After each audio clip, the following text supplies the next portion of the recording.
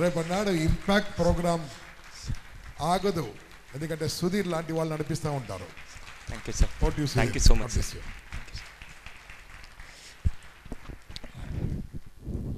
Please take your seats. Thank you.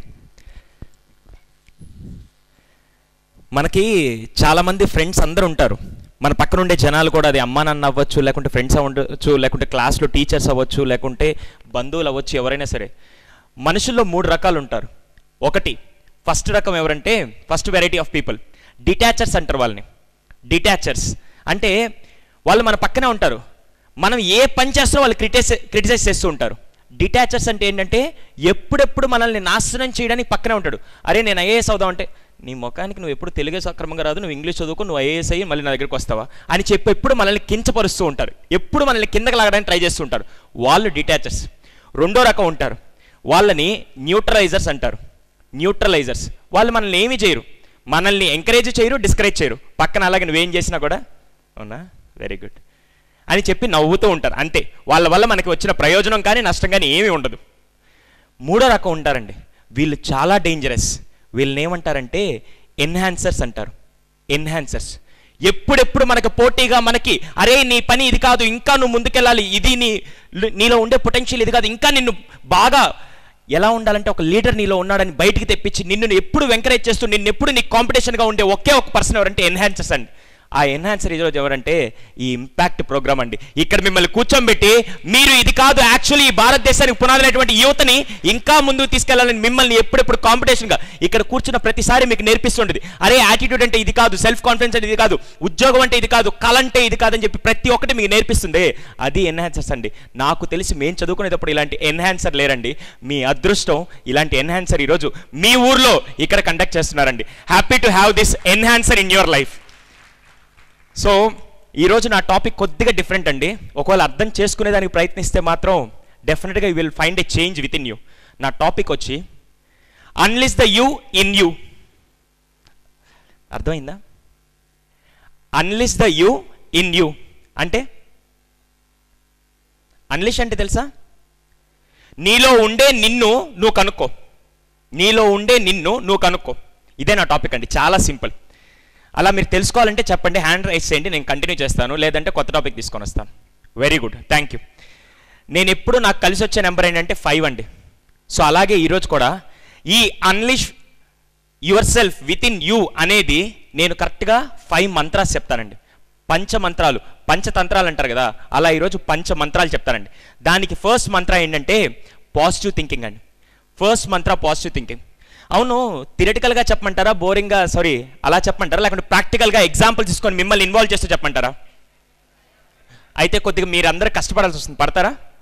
2 రోజుల నుంచి మేము చెప్తుంటే మీరు హ్యాపీగా కూర్చొని ఇలా రాస్తూ ఉన్నారు, అస్సలు కష్టపడట్లా. ఈరోజు కేవలం నా సెషన్ మొత్తం మిమ్మల్ని కష్టపెట్టడానికి వచ్చాను. రెడీయా? ఎందుకంటే ఎవరు కనుక్కోవాలి? మీరు నన్ను కనుక్కోవాలా, లేకుంటే మీలో ఉండే మిమ్మల్ని మీరు కనుక్కోవాలా? అందుకని ఈరోజు యాక్టివిటీస్ మీ చేత చేపిస్తాను. రెడీయా? దానికి ముందు ఫస్ట్ పాజిటివ్ థింకింగ్. చాలామంది చాలా సినిమాల్లో కానీ ప్రతి దగ్గర స్పీచ్లో కానీ చెప్పే ప్రతి వర్డ్ ఏంటంటే పాజిటివ్ థింకింగ్. కానీ అది పక్క వాళ్ళు ఇచ్చే ముందు మనల్ని మనం తీసుకోవాలి. అంటే పక్క వాళ్ళు మనకి పాజిటివ్ థింకింగ్ ఇచ్చే ముందు మనల్ని మనం తీసుకోవాలి. దీనికి నాకు బాగా నచ్చిన ఒక కథ చెప్తానండి. ఒక రాజు ఉన్నాడు, రాజుకి 2 పిల్లలు ఉన్నారండి. ఆ 2 అసలు దేనికి పనికిరారంట. ఆయన ఎప్పుడు అంటాడు, ఒరే పక్క రాజ్యం పిల్లల్ని చూడరా, ఎంత బాగా అసలు వాళ్ళు అన్ని విద్యలు నేర్చుకొని ఈరోజు రాజులయ్యారు, నువ్వు అసలు దేనికి పనికిరావు, నా కడుపును మీరు ఎలా పుట్టారా అని చెప్పి ప్రతిరోజు తిడతానే ఉన్నారు. మీరు దేనికి పనికిరారు, మీరు దేనికి పనికిరారని తిడుతూనే ఉన్నారు. వీళ్ళని ఇలా పెట్టేస్తే నా రాజ్యం ఎవరికి అప్పగించాలో తెలియక నేరుగా పక్కన ఉండే గురుకులంలో ఉండే గురువుల్ని, పెద్దల్ని అందరినీ తీసుకొని వచ్చి, ఎవరైతే నా రాజ్యంలో మా పిల్లల్ని ఎవరైతే ట్రైన్ చేస్తారో వాళ్ళకి ఏం కావాలంటే అవన్నీ ఇస్తా ఉన్నారు. వెంటనే ప్రతిసారి గురువులు వస్తున్నారు, ఒక్కొక్క రోజు ఒక్కొక్క గురువు వస్తాడు. 2 రోజులు వాళ్ళని ట్రైనింగ్ ఇవ్వగానే, నాయన వీళ్ళని మార్చడం కాదు, వీళ్ళకి ట్రైనింగ్ ఇస్తే నేను మారిపోతాను, వీళ్ళు నిజంగానే దేనికి పనికిరారని చెప్పి వాళ్ళు వెళ్ళిపోతున్నారు. వీళ్ళని నేను మార్చలేనని చెప్పి అందరూ వెళ్ళిపోతూ ఉన్నారు. గురువులు వెళ్ళిపోతున్నారు, పక్క దేశాల నుంచి వచ్చిన రాజులు అందరూ వెళ్ళిపోతున్నారు. ఈ మాట విన్న ఒక పండితుడు వచ్చాడు, వేద పండితుడు. వచ్చి నేరుగా రాజుని అడిగాడు, ఏమైంది రాజుగారు అంటే, ఏమి లేదు నాయన, నా కొడుకులు దేనికి పనికిరారు, ఏం చేయాలో అర్థం కావట్లేదు అన్నాడు. వెంటనే ఆ వేద పండితుడు ఏం చెప్పాడంటే, సార్ ఒక చిన్న పని చేయండి, మీ బిడ్డల్ని 6 నెలల పాటు నాకు వదిలేయండి, 6 నెలల పాటు నాకు వదిలేయండి, నేను మారుస్తానని చెప్పి ఆ 2 బిడ్డల్ని తీసుకెళ్ళిపోయాడు రాజు కూడా అలాగే అన్నాడు, ఏడ పనికి రాకుండా పోయేదానికంటే నువ్వు తీసుకెళ్తే హ్యాపీ కదా అని చెప్పి రాజు కూడా ఓకే అని చెప్పగానే అతను తీసుకెళ్ళిపోయాడు. నేరుగా ఎక్కడికి తీసుకెళ్ళాడంటే అడవిలోకి తీసుకెళ్ళిపోయాడు. అడవిలో అసలు ఆ టైంలో ఏం ఉండవు కదా, అసలు చెట్లు పుట్టలు తప్పితే ఏం ఉండవు. అలాంటి అడవిలోకి తీసుకెళ్ళి కూర్చోబెట్టాడు. ఇద్దరిని కూర్చోబెట్టి కథలు చెప్పడం మొదలుపెట్టాడు. ఫస్ట్ టైం ప్రపంచవ్యాప్తంగా అందరూ మనుషుల్ని యూజ్ చేసే కథలు చెప్తున్నారు, కానీ ఆ వేద పండితుడు ఏం చేశారంటే మనుషుల్ని చెప్తే వీళ్ళు ఎక్కడ బాధపడతారని చెప్పి జంతువుల పేర్లు వస్తువుల పేర్లు తీసుకొని కథలు చెప్పడం మొదలుపెట్టాడు. మీరు ఎప్పుడైనా చిన్నప్పుడు పంచతంత్ర కథలని విన్నారా? మన ఈటీవీలో కూడా అప్పుడు షో వచ్చేది, అవునా? దాంట్లో కొన్ని కథలు ఉన్నాయి. కుందేలు సింహం కథ విన్నారా? కుందేలు నార్మల్గా సింహాన్ని మోసం చేసి తెలివితేటలతో బావి దగ్గర తీసుకెళ్ళి ఇద్దో నీ నీడ ఎక్కడ ఉంది చూడు అని చెప్పగానే అది సింహం దూకుతుంది, అవునా? ఈ వేద పండితుడు ఏం చేశాడు, ఆ కథ చెప్పాడు. ఆ కథ చెప్పినప్పుడు వాళ్ళ ఆశ్చర్యంతో, అవును సార్, కుందేలు అసలు అంత తెలివిగా ఎలా ప్రవర్తించింది, అసలు సింహాన్ని ఎలా మోసం చేసిందంటే, అరే అది చదువుకుందిరా. ఆ రోజు ఎలా చదువుకుందంటే ఈ అని చెప్పి చదువుకుందిరా, అందుకే ఆ తెలివితేటలు వచ్చాను. కానీ వాళ్ళు కూడా అవునా సార్ నేను చదువుకుంటాను సార్ అని చెప్పి ఆ రోజు నుంచి వాళ్ళు చదవడం మొదలుపెట్టారు. ప్రతి కథకి ఒక్కొక్క లింక్ చెప్పి, అరే ఆ సింహం అంత ధైర్యంగా ఎలా ఉందో తెలుసా, దానికి విలువిద్యలు వచ్చు కాబట్టి అన్నారు. వెంటనే మేము నేర్చుకుంటామని చెప్పి 5 కథలతో వాళ్ళకి 6 నెలల పాటు అన్నీ నేర్పించి నేరుగా తీసుకొచ్చాడు రాజ్యంలోకి తీసుకొచ్చి, ఇద్దండి మీ రాజు బిడ్డలు ఇప్పటి నుంచి మీ రాజ్యమే కాదు మొత్తం ప్రపంచాన్ని వాళ్ళు ఏలుతారన్నారు. వెంటనే రాజు ఆశ్చర్యపోయి, సార్ ఎవరి వల్ల కాంది మీరు ఎలా చేశారు, వీళ్ళు దేనికి పనికిరాలని నేను అనుకున్నాను, కానీ మీరు అద్భుతంగా తయారు చేశారు సార్, మీకేం కావాలో చెప్పండి అన్నాడు. ఈ వేద పండితుడికి భయంకరమైన కోపం వస్తుంది. అసలు ఎన్ని రోజుల నుంచి మీరు పనికిరారు అంటున్నారు కదా అని చెప్పి ఈ రాజు గుణపాఠం చెప్పాలని చెప్పి, అవును మీ కొడుకుల్ని తయారు చేస్తే నాకు ఏదో గిఫ్ట్ ఇస్తా అన్నారు కదా, ఇప్పుడు ఒక పని చేయండి, మీరు ఇందాకటి నుంచి 6 నెలల నుంచి చిన్నప్పటి నుంచి వాళ్ళని దేనికి పనికిరారు అని తిడుతూ ఉన్నారు కదా, ఇప్పుడు నేను గురుదక్షిణ అడుగుతున్నాను, ప్రపంచంలో ఎక్కడికైనా వెళ్ళండి, మీరు ఏదైతే పనికిరాదు అనే వస్తువుని నాకు తెచ్చి ఇవ్వండి అన్నాడు. అదే నా గురుదక్షిణ అన్నాడు. అరే ఇదేదో బాగానే ఉందని చెప్పి రాజు వెళ్ళి బయటకు వెళ్ళి ప్రతి ఒక్కటి ఒక కర్ర తీసుకొని ఇచ్చిస్తున్నాడు. సార్ ఇది పనికిరాదని ఇస్తాడు. అప్పుడు వెంటనే వేద పండితుడు దాని ఉపయోగం చెప్తాడు. ఒక రాయి, కొండ, పర్వతం ఏది ఇచ్చినా ఒక వాటర్ బాటిల్ ఖాళీ ఇచ్చినా కూడా ఆయన వెంటనే దాని ఉపయోగం చెప్తున్నాడు. రాజు వారం పాటు నెల పాటు అన్ని వస్తువులు తీసుకొని ఇచ్చిస్తూ ఉన్నాడు. సార్ ఇది పనికిరాదని చెప్పిస్తూ ఉంటే వెంటనే వేద పండితుడు దానికి లాభాలు చెప్తున్నాడు. అలా తిరిగి విసిగిపోయి రాజు వెంటనే వచ్చి, సార్ ఈ ప్రపంచంలో ఏది పనికిరాంది లేదు సార్, నిజంగా నా వల్ల కాదు, మీకేం కావాలి చూడండి సార్ అంటే, అప్పుడు వేద పండితున్నాడు, ప్రపంచంలో ఇప్పటికీ పనికిరాని వస్తువు అంటూ ఏది లేదు, కావాలంటే నువ్వు ఎక్కడికైనా వెళ్ళు, ఈరోజు నీ కొడుకులు పనికిరారు నువ్వు అన్నావు, కానీ పనికొచ్చే విధంగా నేను చేశాను, అది మన చేతిలో ఉంటుంది కానీ వాళ్ళ చేతిలో ఉండదని చెప్పి అప్పుడు గుణపాఠం నేర్పించారండి. ఇప్పటికీ ఎక్కడా కూడా ప్రపంచంలో పనికిరాని వస్తువులు లేవు.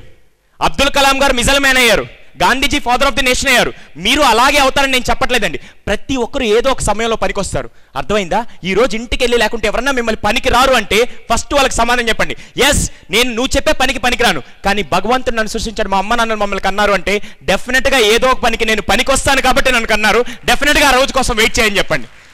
ఇది పాజిటివ్ యాటిట్యూడ్ అంటే, ఇది పాజిటివ్ థింకింగ్ అంటే. మనం ప్రతిసారి ఏదో డెసిషన్ తీసుకుంటాం లైఫ్లో, ఇప్పుడు చదవాలా వద్దా, ఇప్పుడు సినిమాకి వెళ్ళాలా వద్దా, ఇప్పుడు తినాలా వద్దా అని డెసిషన్ తీసుకుంటాం. డెసిషన్ 2 రకాలండి, ఒకటి రైట్ డెసిషన్, ఇంకోటి ఏంటి రాంగ్ డెసిషన్, తప్పండి. ఒకటి రైట్ డెసిషన్, ఇంకోటి రైట్ డెసిషన్, ఇంకోటి ఏంటి రాంగ్ డెసిషన్, తప్పండి. ఒకటి రైట్ డెసిషన్, ఇంకోటి ఈజీ డెసిషన్. ఒకటి రైట్ డెసిషన్, ఇంకోటి ఈజీ డెసిషన్, అర్థమైందా? ఫర్ ఎగ్జాంపుల్ రైట్ డెసిషన్ ఏంటి, మీ ఫ్యూచర్ని చేంజ్ చేస్తుంది. ఇప్పుడు నేను రోజుకి 6 గంటలు చదివితే నా ఫ్యూచర్ చేంజ్ అవుతుంది, ఇది రైట్ డెసిషన్. నేనేం చేస్తాను, రైట్ డెసిషన్కి వెళ్ళకుండా ఏ డెసిషన్ తీసుకున్నాను, అరే గంట సేపు చదివితే చాలు, లేకుంటే ఆల్ ఇన్ వన్లోకి వెళ్ళి స్లిప్పులు పెట్టుకుంటే చాలు అని చెప్పేసి ఈజీ డెసిషన్కి వెళ్తాం కదా, అర్థమైందా? ఎప్పుడు రైట్ డెసిషన్ రాంగ్ డెసిషన్ ఉండదండి, right decision and easy decision ఉంటుంది. ఈ రోజు నుంచి మీరు రైట్ డెసిషన్ తీసుకోవాలనుకున్నారా, ఈజీ డెసిషన్ తీసుకోవాలనుకున్నారా? ఈ రోజు నుంచి ఆలోచించి రైట్ డెసిషన్. ఒకవేళ మీరు ఈజీగా లైఫ్ స్టార్ట్ చేస్తే మాత్రం బాగుండదండి. మహాత్మా గాంధీజీ ఆయన నేను ఒక మంచి అభిమానం అండి, ఆయన తప్పనట్లేదు, కానీ ఆయన చెప్పిన ఒక దాంట్లో మాత్రం ఇప్పుడు మార్పులు తేవాలి. అదేంటంటే చెడు మాట్లాడకు, చెడు వినకు, చెడు చూడకు అని అప్పట్లో గాంధీజీ అన్నారండి. అప్పటి రోజుల్లో అది నిజమేమో, కానీ ఈ రోజుల్లో దాన్ని మార్చాలండి. ఎందుకంటే చెడు వినకు అని చెప్పారంటే ఫస్ట్ మీరు ఏం చేస్తారు, అదేదో అవునా చెడు అంటే ఏంటి, చెడు చూడకంటే అసలు చెడు ఎలా ఉంటుంది? అక్కడ ఏదైనా గౌరవ ఒక ఎవరైనా పొడుచుకొని చచ్చిపోతుంది, ఓ అదే చెడు అంటే, వెరీ గుడ్. చెడు మాట్లాడుకుంటే వీడి నోట్లో నుంచి వచ్చే ప్రతి మాట చెడే.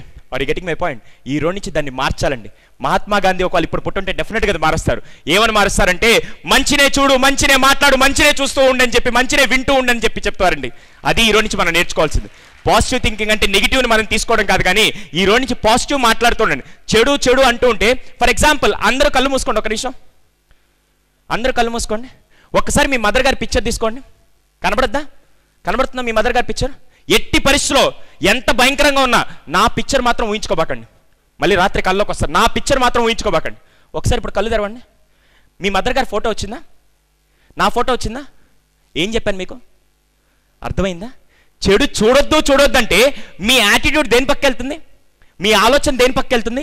ఈ రోజు నుంచి మంచినే వినాలి, మంచినే చూడాలి, మంచినే నేర్చుకోవాలని చెప్పి మీరు అనుకుంటూ ఉండండి. అదే పాజిటివ్ థింకింగ్గా మారుతుంది. Are you getting my point? So ఎప్పుడు ఆ పంచతంత్ర కథలు చెప్పింది ఎవరో కాదండి, విష్ణు శర్మ గారు.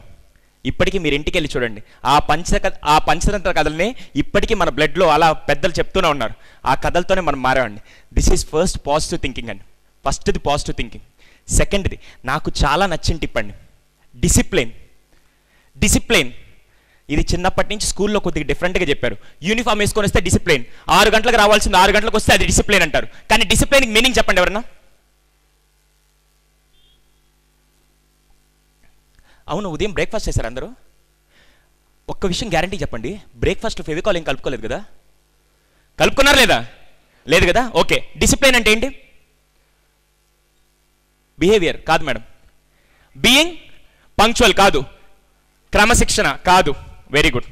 నేను చెప్పచ్చా? డిసిప్లిన్ అంటే మీరు చెప్పారు కాబట్టి ఇది బాగానే ఉంది. నేను ఒక ఎగ్జాంపుల్ తీసుకొని చెప్పచ్చా? నేను ఎవరో సతీష్ గారు అనుకుంటా కుక్క గురించి చెప్పారు, అంతేనా? విన్నారు ఎవరన్నా? అదే మనం టీ స్టాల్ చూసారా? రోడ్డు మీద టీ స్టాల్ ఉంటుంది. అక్కడ ఎవరైనా టీ తాగుతూ బిస్కెట్లు తింటూ ఉంటే అక్కడ కూడా రోడ్డు మీద కుక్కలు ఉంటాయి, అవునా? కుక్కలు ఉన్నప్పుడు ఏం చేస్తాయంటే, రోడ్డు మీద స్ట్రీట్ డాగ్స్, జస్ట్ ఇమాజిన్ అది దాని పేరు రాకెట్ అనుకోండి. ఏం పేరు? రాకెట్. ఆ స్ట్రీట్ డాగ్ పేరు రాకెట్. ఎప్పుడైనా మనం టీ తాగడానికి వెళ్ళినప్పుడు ఆ డాగ్ ఏం చేస్తుంది? ఆ కుక్క వచ్చి నేరుగా వెనక తోకొప్పుతూ ఉంటుంది, అవునా? అంటే ఏంటి? నువ్వు తాగుతున్నావు కదా, ఏదో బిస్కెట్ నాకు ఇస్తే నేను తింటాను కదా అని చెప్పి. రోడ్డు మీద చూసారు ఎప్పుడైనా ఇలాంటి సంఘటనలో? చూసారు లేదు? మీరు వెళ్ళంగానే కుక్క వస్తుంది అలాగా, అది తోక ఊపుతూ ఉంటుంది. మనం కనుక మూడు బాగుంది అనుకోండి, మన మూడు బాగుంటే మనం ఏం చేస్తాం? బిస్కెట్ వేస్తాం. మూడు బాగాలేకపోతే దానికంటే భయంకరంగా అరుస్తాం మనం, అవునా కదా? సో ఆ కుక్కకు కూడా తెలుస్తుంది, అరే వీడి ముందు ఎలా అడగాలి అని చెప్పి మనం మూడుని బట్టి అది అడుగుతుంది. వచ్చి ఫస్ట్ ఏం చేస్తుంది అంటే కొద్దిగా అరసద్ది, లేకుంటే వెనక తోకొప్పుద్ది. కొన్నిసార్లు మనం మూడు తెలుసుకునే దానికి అది ఏం చేస్తుంది అంటే అరుస్తూ తోకొప్పుతూ ఉంటుంది, బో బో బో బో అని చెప్పి తోకొప్పుతూ ఉంటుంది, అంతేనా? అప్పుడు మన మూడుని బట్టి మనం బిస్కెట్ వేస్తాం, లేకుంటే దాన్ని కాలుతో అని చెప్పి అంటాం, అంతేనా? ఇది మనకి తెలిసిన కుక్క. అది ఎప్పుడైనా కుక్క కనపడంగా, నా డాగ్ కనపడంగా మనకు కూడా ఒక గర్వం ఉంటుంది, అవునా కదా? అరే మనల్ని గుర్తుపెట్టింది, అసలు మనల్ని ఎవరు గుర్తుపెట్టరు, అలాంటిది కుక్క గుర్తుపెట్టింది, సూపర్ అని చెప్పి. చాలా మంది నేను హోటల్కి వెళ్ళేటప్పుడు మీకు అక్కడ బేరర్ తెలుసు అనుకోండి, ఏం చేస్తారు? ఒక సర్వర్ తెలిసి మీరు ఏం చేస్తారు? బా చాలా గర్వంగా వెళ్తారు, నాకు ఈ సర్వర్ తెలుసు అని చెప్పి గర్వంగా వెళ్తారు. అప్పుడు మీ ఫ్రెండ్ ఆడతారు, ఏరా ఓనర్ తెలియదు. ఓనర్ మనకేం సంబంధం, సర్వర్ మనకు కొట్టిస్తాడు, మనకు అజ్జాలు ఇంకేం కావాలి? అర్థమైందా? అలా వాడు హ్యాపీగా ఉంటాడు. దీని పేరు రాకెట్. ఇంకో డాగ్ ఉంటుందండి, పోలీస్ డాగ్ తెలుసా? పోలీస్ డాగ్ ఏం చేస్తుంది? ఒకవేళ దొంగతనం జరిగిన చోట ఎక్కడైనా దొంగ కర్చీఫ్ కానీ ఏదైనా మర్చిపోతే ఒక్కసారి అలా ముక్కుకది 2 సార్లు స్మెల్ చూసి వెంటనే రన్ అనగానే ఇమ్మీడియట్గా దాన్ని మొత్తం టార్గెట్ అంతా ఎక్కడ ఉంటుంది? డెస్టినేషన్, ఆ దొంగ ఎక్కడైందో అక్కడ దాకా ఆకుండా పరిగెడుతూనే ఉంటుంది. ఆమె రైట్ ఆర్ రాంగ్? ఒకటి పోలీస్ డాగ్, ఇంకోటి స్ట్రీట్ డాగ్. జస్ట్ ఇమాజిన్, మీరు రీసెంట్గా పోలీస్ కానిస్టేబుల్ జాబ్లో జాయిన్ అయ్యాక ఒకరోజు ఎక్కడో దొంగతనం జరిగింది. ఆ రోజే ఆ సిటీకి సీఎం రావడం వల్ల ఆ పోలీస్ డాగ్ వెళ్ళి అక్కడ డ్యూటీ చేస్తుంది. ఇప్పుడు మీరు ఆ దొంగను పట్టుకోవాలి కదా. మీకు వెంటనే ఒక ఐడియా వచ్చింది, అరే నాకు చిన్నప్పటి నుంచి నాకు ఒక్కొక్క కదా, దానికి ఎన్నోసార్లు బిస్కెట్లు వేసాను, ఇప్పుడు దాకా నేను వేసాను, ఇప్పుడు వసూలు చేసుకునే టైం, ఖచ్చితంగా దాన్ని ఉపయోగించి ఈరోజు నా పని చేసుకోవాలని చెప్పి నేరుగా వెళ్ళి ఆ స్ట్రీట్ డాగ్ని తీసుకొని వచ్చి నిలబెట్టారు. ఆ దొంగ కర్చీఫ్ ఉంది కదా, అది తీసుకొని వచ్చి దానికి వాసన చూపిస్తున్నారు. అదేమో బిస్కెట్ అనుకొని వాసన చూస్తుంది, బిస్కెట్ కాదు కదా, చూసి ఇది బిస్కెట్ కాదని చెప్పి వదిలేస్తుంది. కానీ మీరు మాత్రం ఎక్కడ ఆగరు కదా, అసలు నేను ఇన్ని రోజుల నుంచి నేను బిస్కెట్లు అవన్నీ తినిపించాను, ఇప్పుడు రుణం తీర్చుకునే టైం వచ్చిందని చెప్పి దాన్ని ముక్కుకేసి ఇలా రుద్దుతా ఉన్నారు. అదేం ఊపిరి ఆడకరే, నన్ను వదలరా అని చెప్పి అలా ఫీల్ అవుతుంది, అవునా? వెంటనే ఆ వాసన చూపించి ఒకసారి మీరేమన్నా అంటే రన్ అన్నారు. వెంటనే అదేం చేస్తుంది?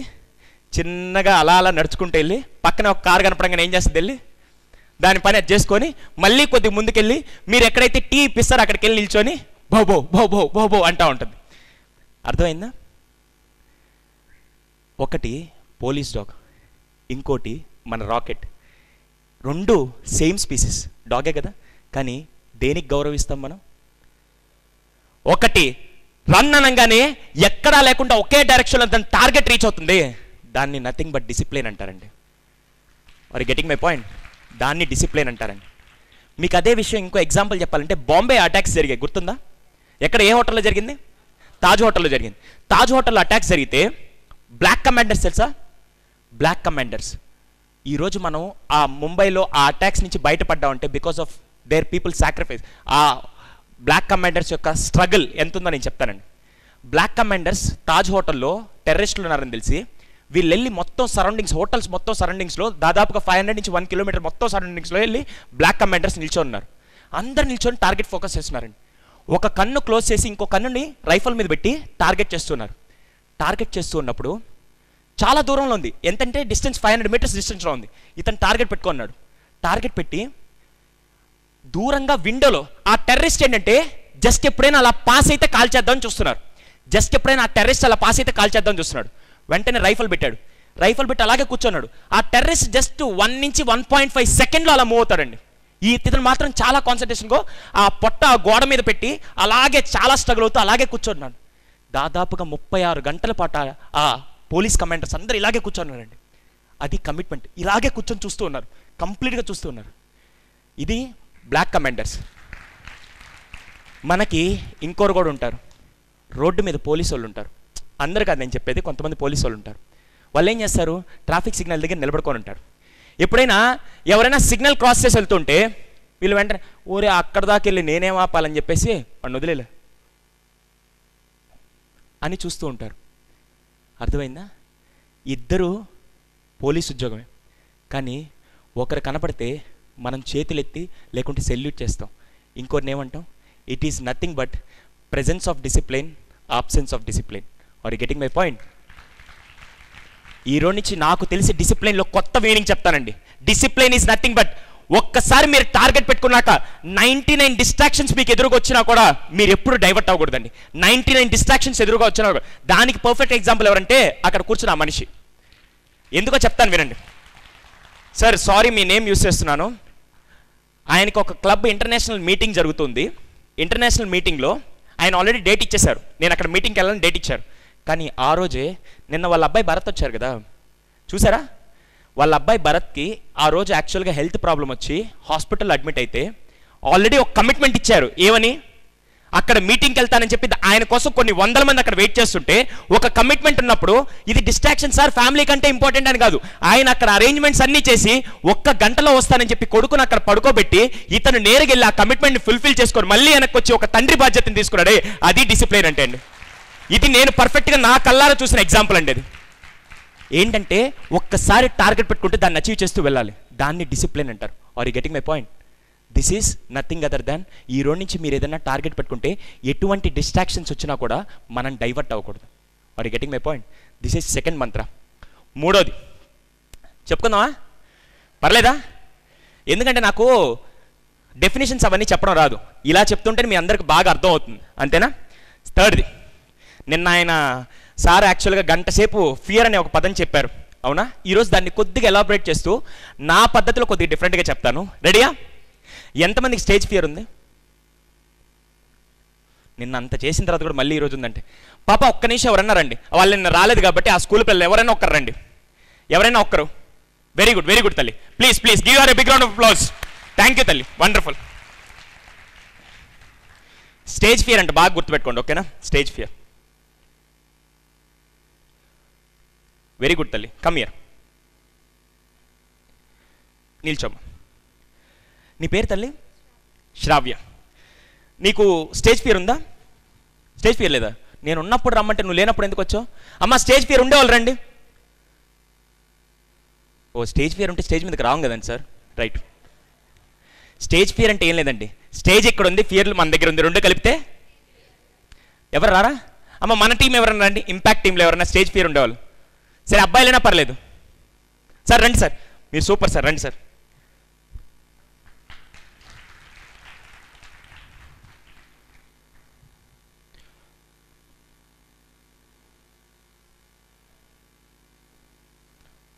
Wonderful sir. యా సార్, మీ పేరు? హనుమాన్లు. సార్ మీకు స్టేజ్ ఫియర్ ఉందా? ఉంది. Very good. అంటే ఇప్పుడు ఇంతమంది జనాలను చూస్తే మీరు మాట్లాడలేరు అనమాట. మాట్లాడలేరు. Very good. మీకు మీ ఇంట్లో ఇష్టమైన పర్సన్ ఎవరు, లేకుంటే మీ ప్రపంచంలో మీకు బాగా నచ్చిన వాళ్ళు ఎవరు? మీ కొడుకు. అంటే మీకు ఇక్కడ ఫియర్ ఉంది కాబట్టి మీరు వెనక నిల్చొని మీరు మాట్లాడలేకపోతున్నారు. మీకంటే ముందు ఫియర్ ఉంది, అంతే కదా? మీకంటే ముందు ఫియర్ ఉంది కాబట్టి మాట్లాడలేకపోయారు. నేనేం చేశానంటే, మీ అబ్బాయి అంటే మీకు బాగా ఇష్టం. జస్ట్ ఇమాజిన్ నేను ఒక రాక్షసుని అనుకుందాం. నేనే రాక్షసుని అనుకోండి. ఓకే, నేనేం చేశానంటే మీ అబ్బాయిని తీసుకొని నా దగ్గరికి వచ్చేసాను. మీ అబ్బాయిని కిడ్నాప్ చేశాను అనుకోండి, ఏమైనా చేశాను అనుకోండి, మీ అబ్బాయిని తీసుకొని వచ్చి నా పక్కన కూర్చోబెట్టాను. పక్కన కూర్చోబెట్టి ఏం చెప్పానంటే, అతని మీద ఒక తుపాకీ పెట్టి, మీరు కనుక ఇప్పుడు వాళ్ళ ముందు మాట్లాడకపోతే నేను వాళ్ళకి హాని చేస్తానని చెప్పాను అనుకోండి. ఒకవేళ నేను రాక్షసుని, నేను చంపనట్లేదు, హాని చేస్తానని చెప్పాను అనుకోండి. ఇప్పుడు ఏం చేస్తారు? మాట్లాడతాండి. అదేంటండి మీకు భయం కదా? అక్కడ ముందు నా కొడుకున్నాడండి. ఏంటి? అక్కడ ఉన్న ముందు కొడుకును కిడ్నాప్ చేశారు కదా. మీ కొడుకు మీ ముందున్నాడా వెనకున్నాడా? మీ పక్కన రాక్షసు మా పక్కన ఉన్నాడా? పక్కన ఉన్నాడు కాబట్టి ఆ కొడుకు కొరకు ఏదైనా చేయగలుగుతాను. కొడుకు కొరకు ఏదైనా చేయగలుగుతారు, అవునా? ఇప్పుడు భయం మీ ముందుందా వెనకుందా? భయం ముందుందా వెనకుందా? భయం ముందుందా వెనకుందా? ఇందాక భయం ముందుంది కాబట్టి అది మాట్లాడలేకపోయాడు. ఇప్పుడు భయాన్ని ఎక్కడ పెట్టాను నేను? వెనక పెట్టాను. ఇప్పుడు కనుక మీరు మాట్లాడకపోతే మీ కొడుకు హాని చేస్తానని చెప్పాను కాబట్టి ఏమైంది? మాట్లాడుతున్నారు. ఇప్పుడు భయం, మీరు ఫస్ట్ పొజిషన్లోకి వెళ్ళి భయాన్ని సెకండ్ పొజిషన్లో పంపించారా, లేకుంటే మీరే సెకండ్ పొజిషన్లో ఉన్నారా? Very good sir, thank you so much. Thank you sir. Example అర్థమైందా? నేను దాదాపుగా ఒక 2 ఏళ్ల క్రితం అమిటీ యూనివర్సిటీలో లక్నోలో చదువుకుంటూ ఉన్నాను. మాకేంటంటే మిలిటరీ క్యాంప్ ట్రైనింగ్కి తీసుకెళ్ళారు. మిలిటరీ క్యాంప్ అక్కడ ఏంటంటే, ఆ ట్రైనింగ్లో ఒక అద్భుతం ఏంటంటే అన్ని ఎక్సర్సైజ్ చేపిస్తారు. పారాసైలింగ్ కానీ, కొండ మీద నుంచి దూకడం. ఒక కొండ ఉంటుంది, కింద రివర్ ఫ్లో అవుతుంటుంది.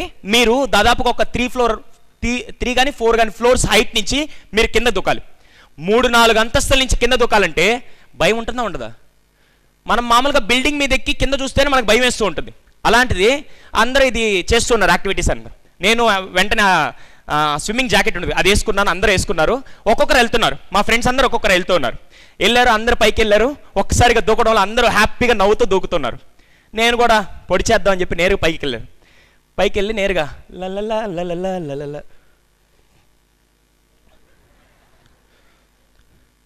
అది చూస్తే గుండె కిందకు వచ్చేస్తుంది, భయం వేస్తుంది. వెంటనే వెనక్కి వచ్చాను. వెనక్కి వచ్చి పక్కన ఇన్స్ట్రక్టర్ ఉంటారు కదా, అతను చెప్పి, అరే ఎల్రా బాబు అంటే, సార్ మళ్ళీ వెళ్తాను, ముందు వాళ్ళని పంపించండి, ముందు నాకంటే ముందు నేను నాయకుడిని, అందరిని నడిపిస్తూ ఉంటాను, మీరు ముందు వాళ్ళని పంపించాను అని చెప్పి తప్పించుకొని నేను నిల్చున్నాను. అందరూ దూకేస్తున్నారు. నాకు మాత్రం అది చూస్తే భయం వేస్తుంది. వెంటనే ఏం చేయాలో అర్థం కావట్లా. సరే అని చెప్పి అందరూ అయిపోయారు, నేను ఒక్కడే మిగిలిన్నా. ఇప్పుడు నా ముందు ఎవరున్నారు?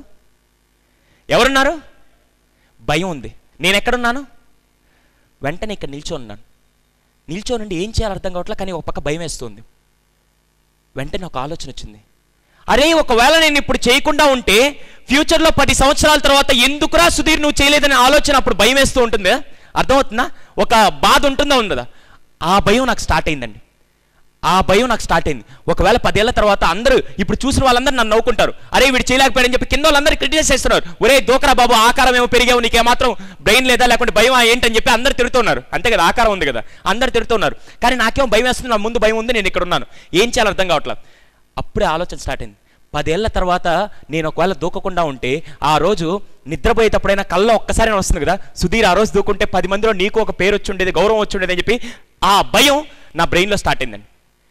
వెంటనే ఎటువంటి ఆలోచన లేకుండా నేను ముందడిగేశాను. ఈ రోజు నుంచి నాకు తెలిసి ఫియర్ అనేది మనకు ఒక పుష్ బటన్ లాగా తయారవ్వాలండి. మీ ముందుండే ఫియర్ని తీసుకొని వచ్చి వెనక పెట్టండి, డెఫినెట్గా ప్రపంచాన్ని ఏలే వీరులుగా మీరు తయారవుతారండి. ఈ రోజు నుంచి ఫియర్ని తీసుకెళ్ళి వెనక పెట్టండి. అలా అని చెప్పి భయం లేకుంటే పనులు జరగవు కాదండి.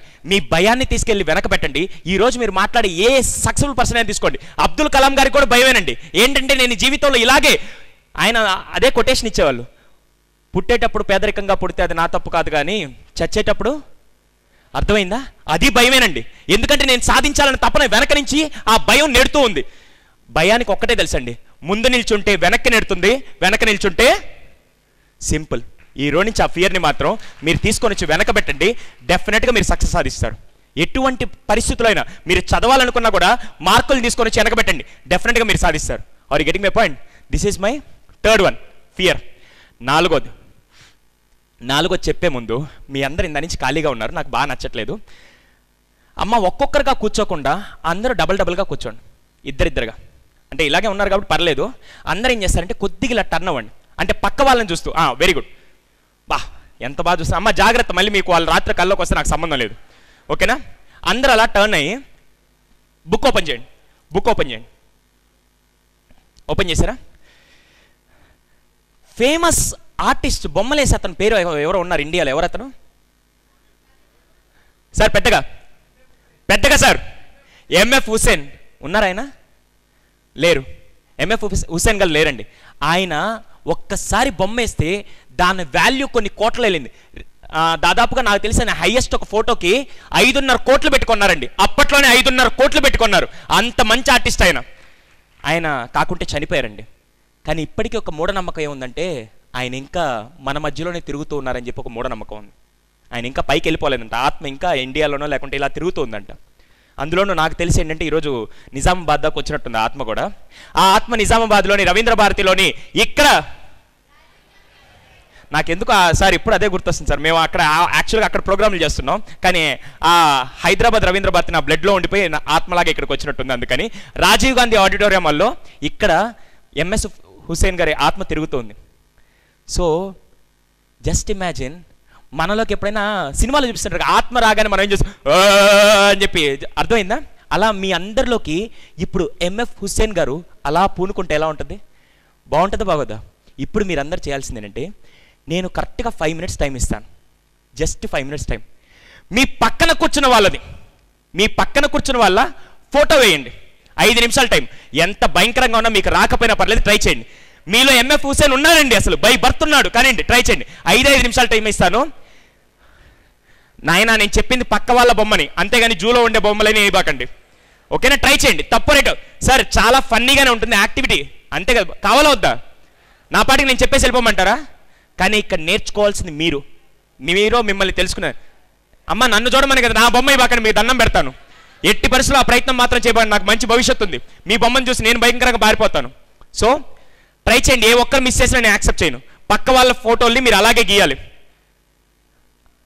హలో, అదేంటి ఒకరు గీస్తూ ఉంటే మిగతా వాళ్ళు ఇలాగే ఉండిపోయారు, పక్క వాళ్ళు కూడా గీస్తూ ఉన్నాడు, ఆ అదర్ పర్సన్ కూడా గీయాలి, ఫోటో గీయండి. ఏ ఒక్కరు మిగలకూడదు, ట్రై చేయండి. ప్రతి ఒక్కరు పక్క వాళ్ళ ఫోటో అలాగే గీయాలి, పక్క వాళ్ళ ఫోటోని అలాగే గీయండి. 5 నిమిషాలు టైం ఇస్తున్నాను, హ్యాపీగా ట్రై చేయండి. అప్పుడప్పుడు కొద్ది ఫన్ యాక్టివిటీస్ కూడా ఉండాలి. పక్క వాళ్ళ ఫోటోని బాగా ట్రై చేయండి.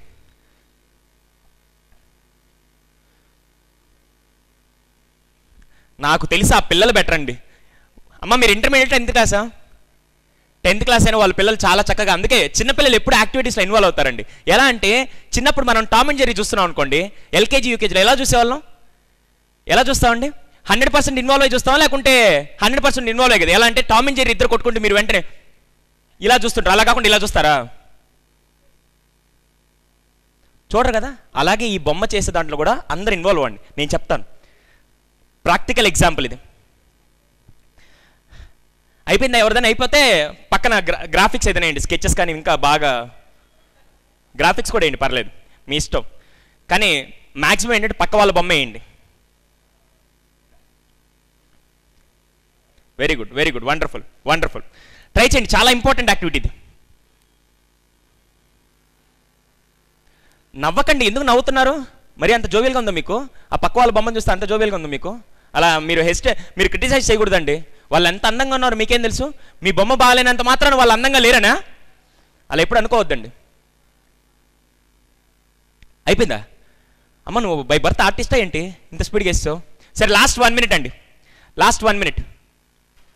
ఇంకెవరిది అయిపోయింది? వెరీ గుడ్, ఇంకా ట్రై చేయండి, last 1 minute.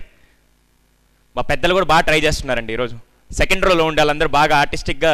Thank you sir, చాలా వండర్ఫుల్. ఎప్పుడైతే ఇన్వాల్వ్ అవుతానో కొత్తగా నేర్చుకుంటాం, ఇన్వాల్వ్ అవ్వకపోతే ఏమీ నేర్చుకోం.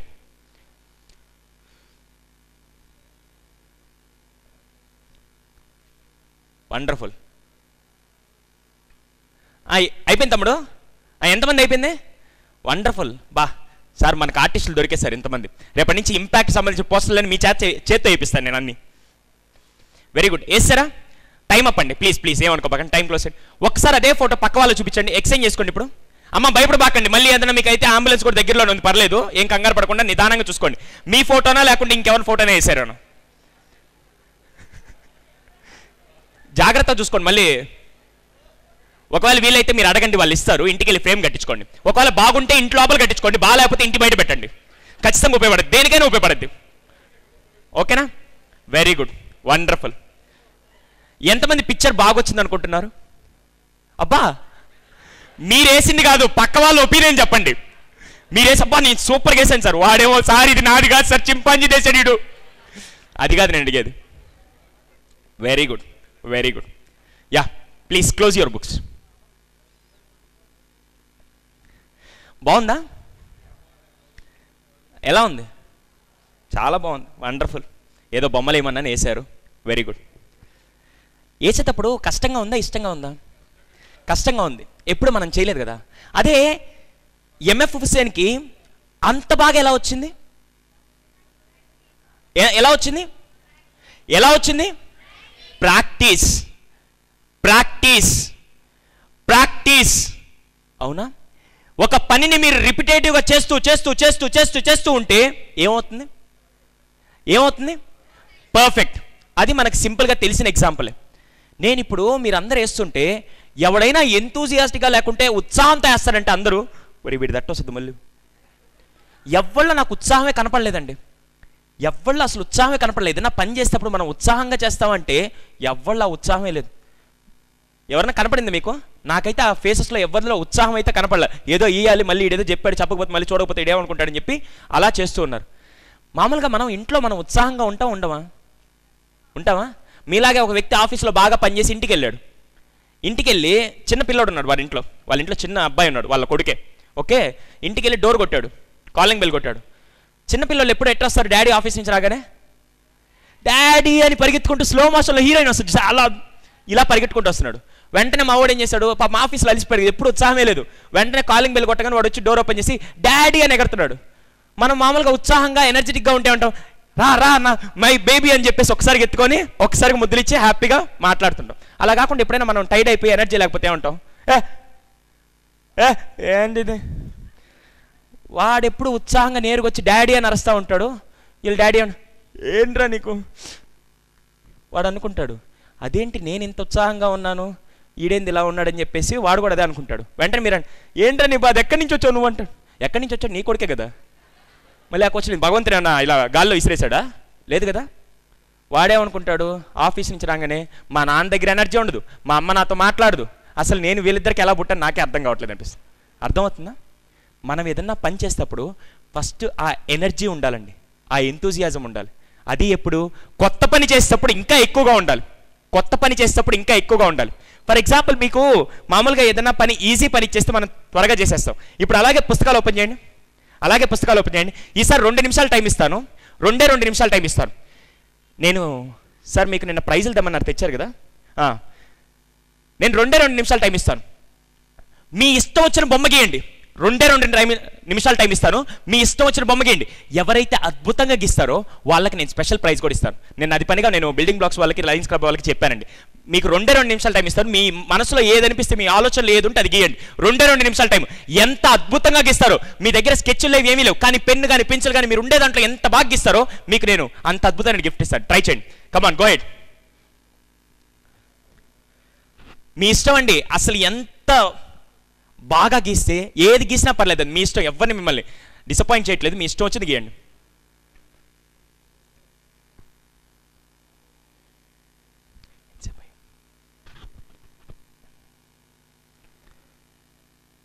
కొత్తదనంగా ఉండాలి కాబట్టి కొత్త పేజ్ తీసుకొని దాంట్లో గీయండి. 2 minutes టైం అండి. మీకు ఇష్టం వచ్చింది ఎంత కంఫర్టబుల్గా ఉంటే అదే మీరు గీయండి, కానీ చాలా బాగా గీయండి. ఖచ్చితంగా స్పెషల్ గిఫ్ట్ ఇస్తాను. నేను ఇప్పుడు వాలంటీర్స్ పంపిస్తాను, వాళ్ళు బెస్ట్ తీసి నాకు ఇస్తే నేను దాంట్లో ఫిల్టర్ చేసి మీకు అలాగే ప్రైజ్ ఇస్తాను.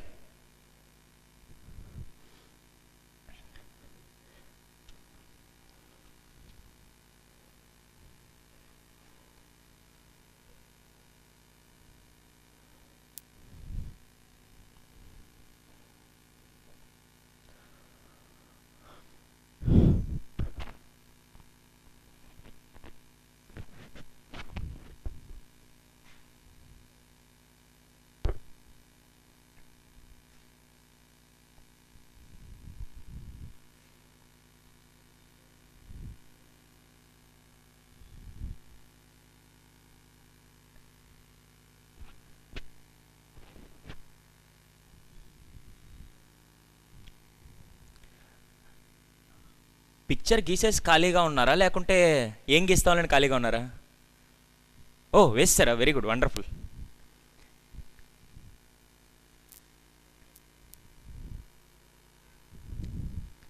Excellent excellent. అయిపోతే ప్లీజ్ రైజ్ యువర్ హ్యాండ్. చెప్పండి ఎంతమంది డన్? వండర్ఫుల్. ఒక్కసారి all of you stop it, no problem, ఆపేసేయండి. ఇప్పుడు ఒక క్వశ్చన్ చెప్పండి, ఎంతమంది మీ పిక్చర్స్లో ఆకాశం, మేఘాలు లేకుంటే చెట్టు, ఇల్లు ఇలాంటివి వేసిన వాళ్ళు ఎంతమంది? Wonderful wonderful. ఎంతమంది మీ ఫ్యామిలీ కానీ లేకుంటే ఇలా వేసి ఒక చెట్టు, దాని పక్కనే సూర్యకిరణాలు పడ్డం, బీచ్ అలలు ఇలా వచ్చేది కానీ ఎంతమంది వేశారు? ఇంకెవరైనా డిఫరెంట్గా వేసిన వాళ్ళు ఎవరైనా ఉన్నారా? ఏం వేశారండి? మహాత్మా గాంధీ, ఇంకా ఇండియా మ్యాప్, వెరీ గుడ్, ఇంకా సుభాష్ చంద్రబోస్, వెరీ గుడ్, ఇంకా బాబా వండర్ఫుల్ క్రియేటివిటీ అండి, వండర్ఫుల్ వండర్ఫుల్, అద్భుతం నిజంగా. I really appreciate your thinking. కానీ ఎంతమంది ఎంతమంది ఎంతమంది మీ ఫ్యూచర్ గురించి ఆలోచించేశారు? ఎంతమంది మీ ఫ్యూచర్ గోల్స్ వేశారు చెప్పండి? 1 2 3, వండర్ఫుల్. మిగతా వాళ్ళందరూ ఏం వేశారు? నేను ఎవరిది వచ్చి చూడలేదండి, నేను ఇక్కడే నిల్చోన్నా, నాకేం కెమెరాలో కానీ ఎక్కడ కనపడలేదు. మీరు ఆకులు వేసారా లేకుంటే చెట్లు వేసారా, సముద్రం అలలు వేసారా లేకుంటే సూర్యుడి కిరణాలు వేసారా నాకు తెలియదు. కానీ ఏం చేశారు? మనకి చిన్నప్పటి నుంచి ఏదైతే కంఫర్టబుల్గా ఉందో దాంట్లో మాత్రం అద్భుతంగా మనం ఇన్వాల్వ్ అయ్యి చేస్తాం. అదే పని ఇక్కడ మనం చేయాల్సింది ఏంటంటే ఫ్యూచర్ ఓరియంటెడ్గా ఆ గోల్ని ఎలా సెట్ చేసుకోవాలనేది ఈరోజు మీకు ఎగ్జాంపుల్ చెప్పడానికి ఇదండి. ఇదే నా 4th point, smarter goals. Smarter goals. ఇక్కడ మీరు చేసిన తప్పు ఏంటంటే, ఇక్కడ మీరు చేసిన తప్పు నేను చెప్తాను వినండి. మామూలుగా మనకి గోల్ పెట్టుకోవడం అనగానే అందరూ గోల్ పెట్టుకుంటారు. ఎంతమందికి ఇక్కడ గోల్ ఉంది? Wonderful wonderful. ఒకసారి మీ గోల్ చెప్తారు ఎవరన్నా? పెద్దగా ఎవరన్నా మీ గోల్ చెప్పండి.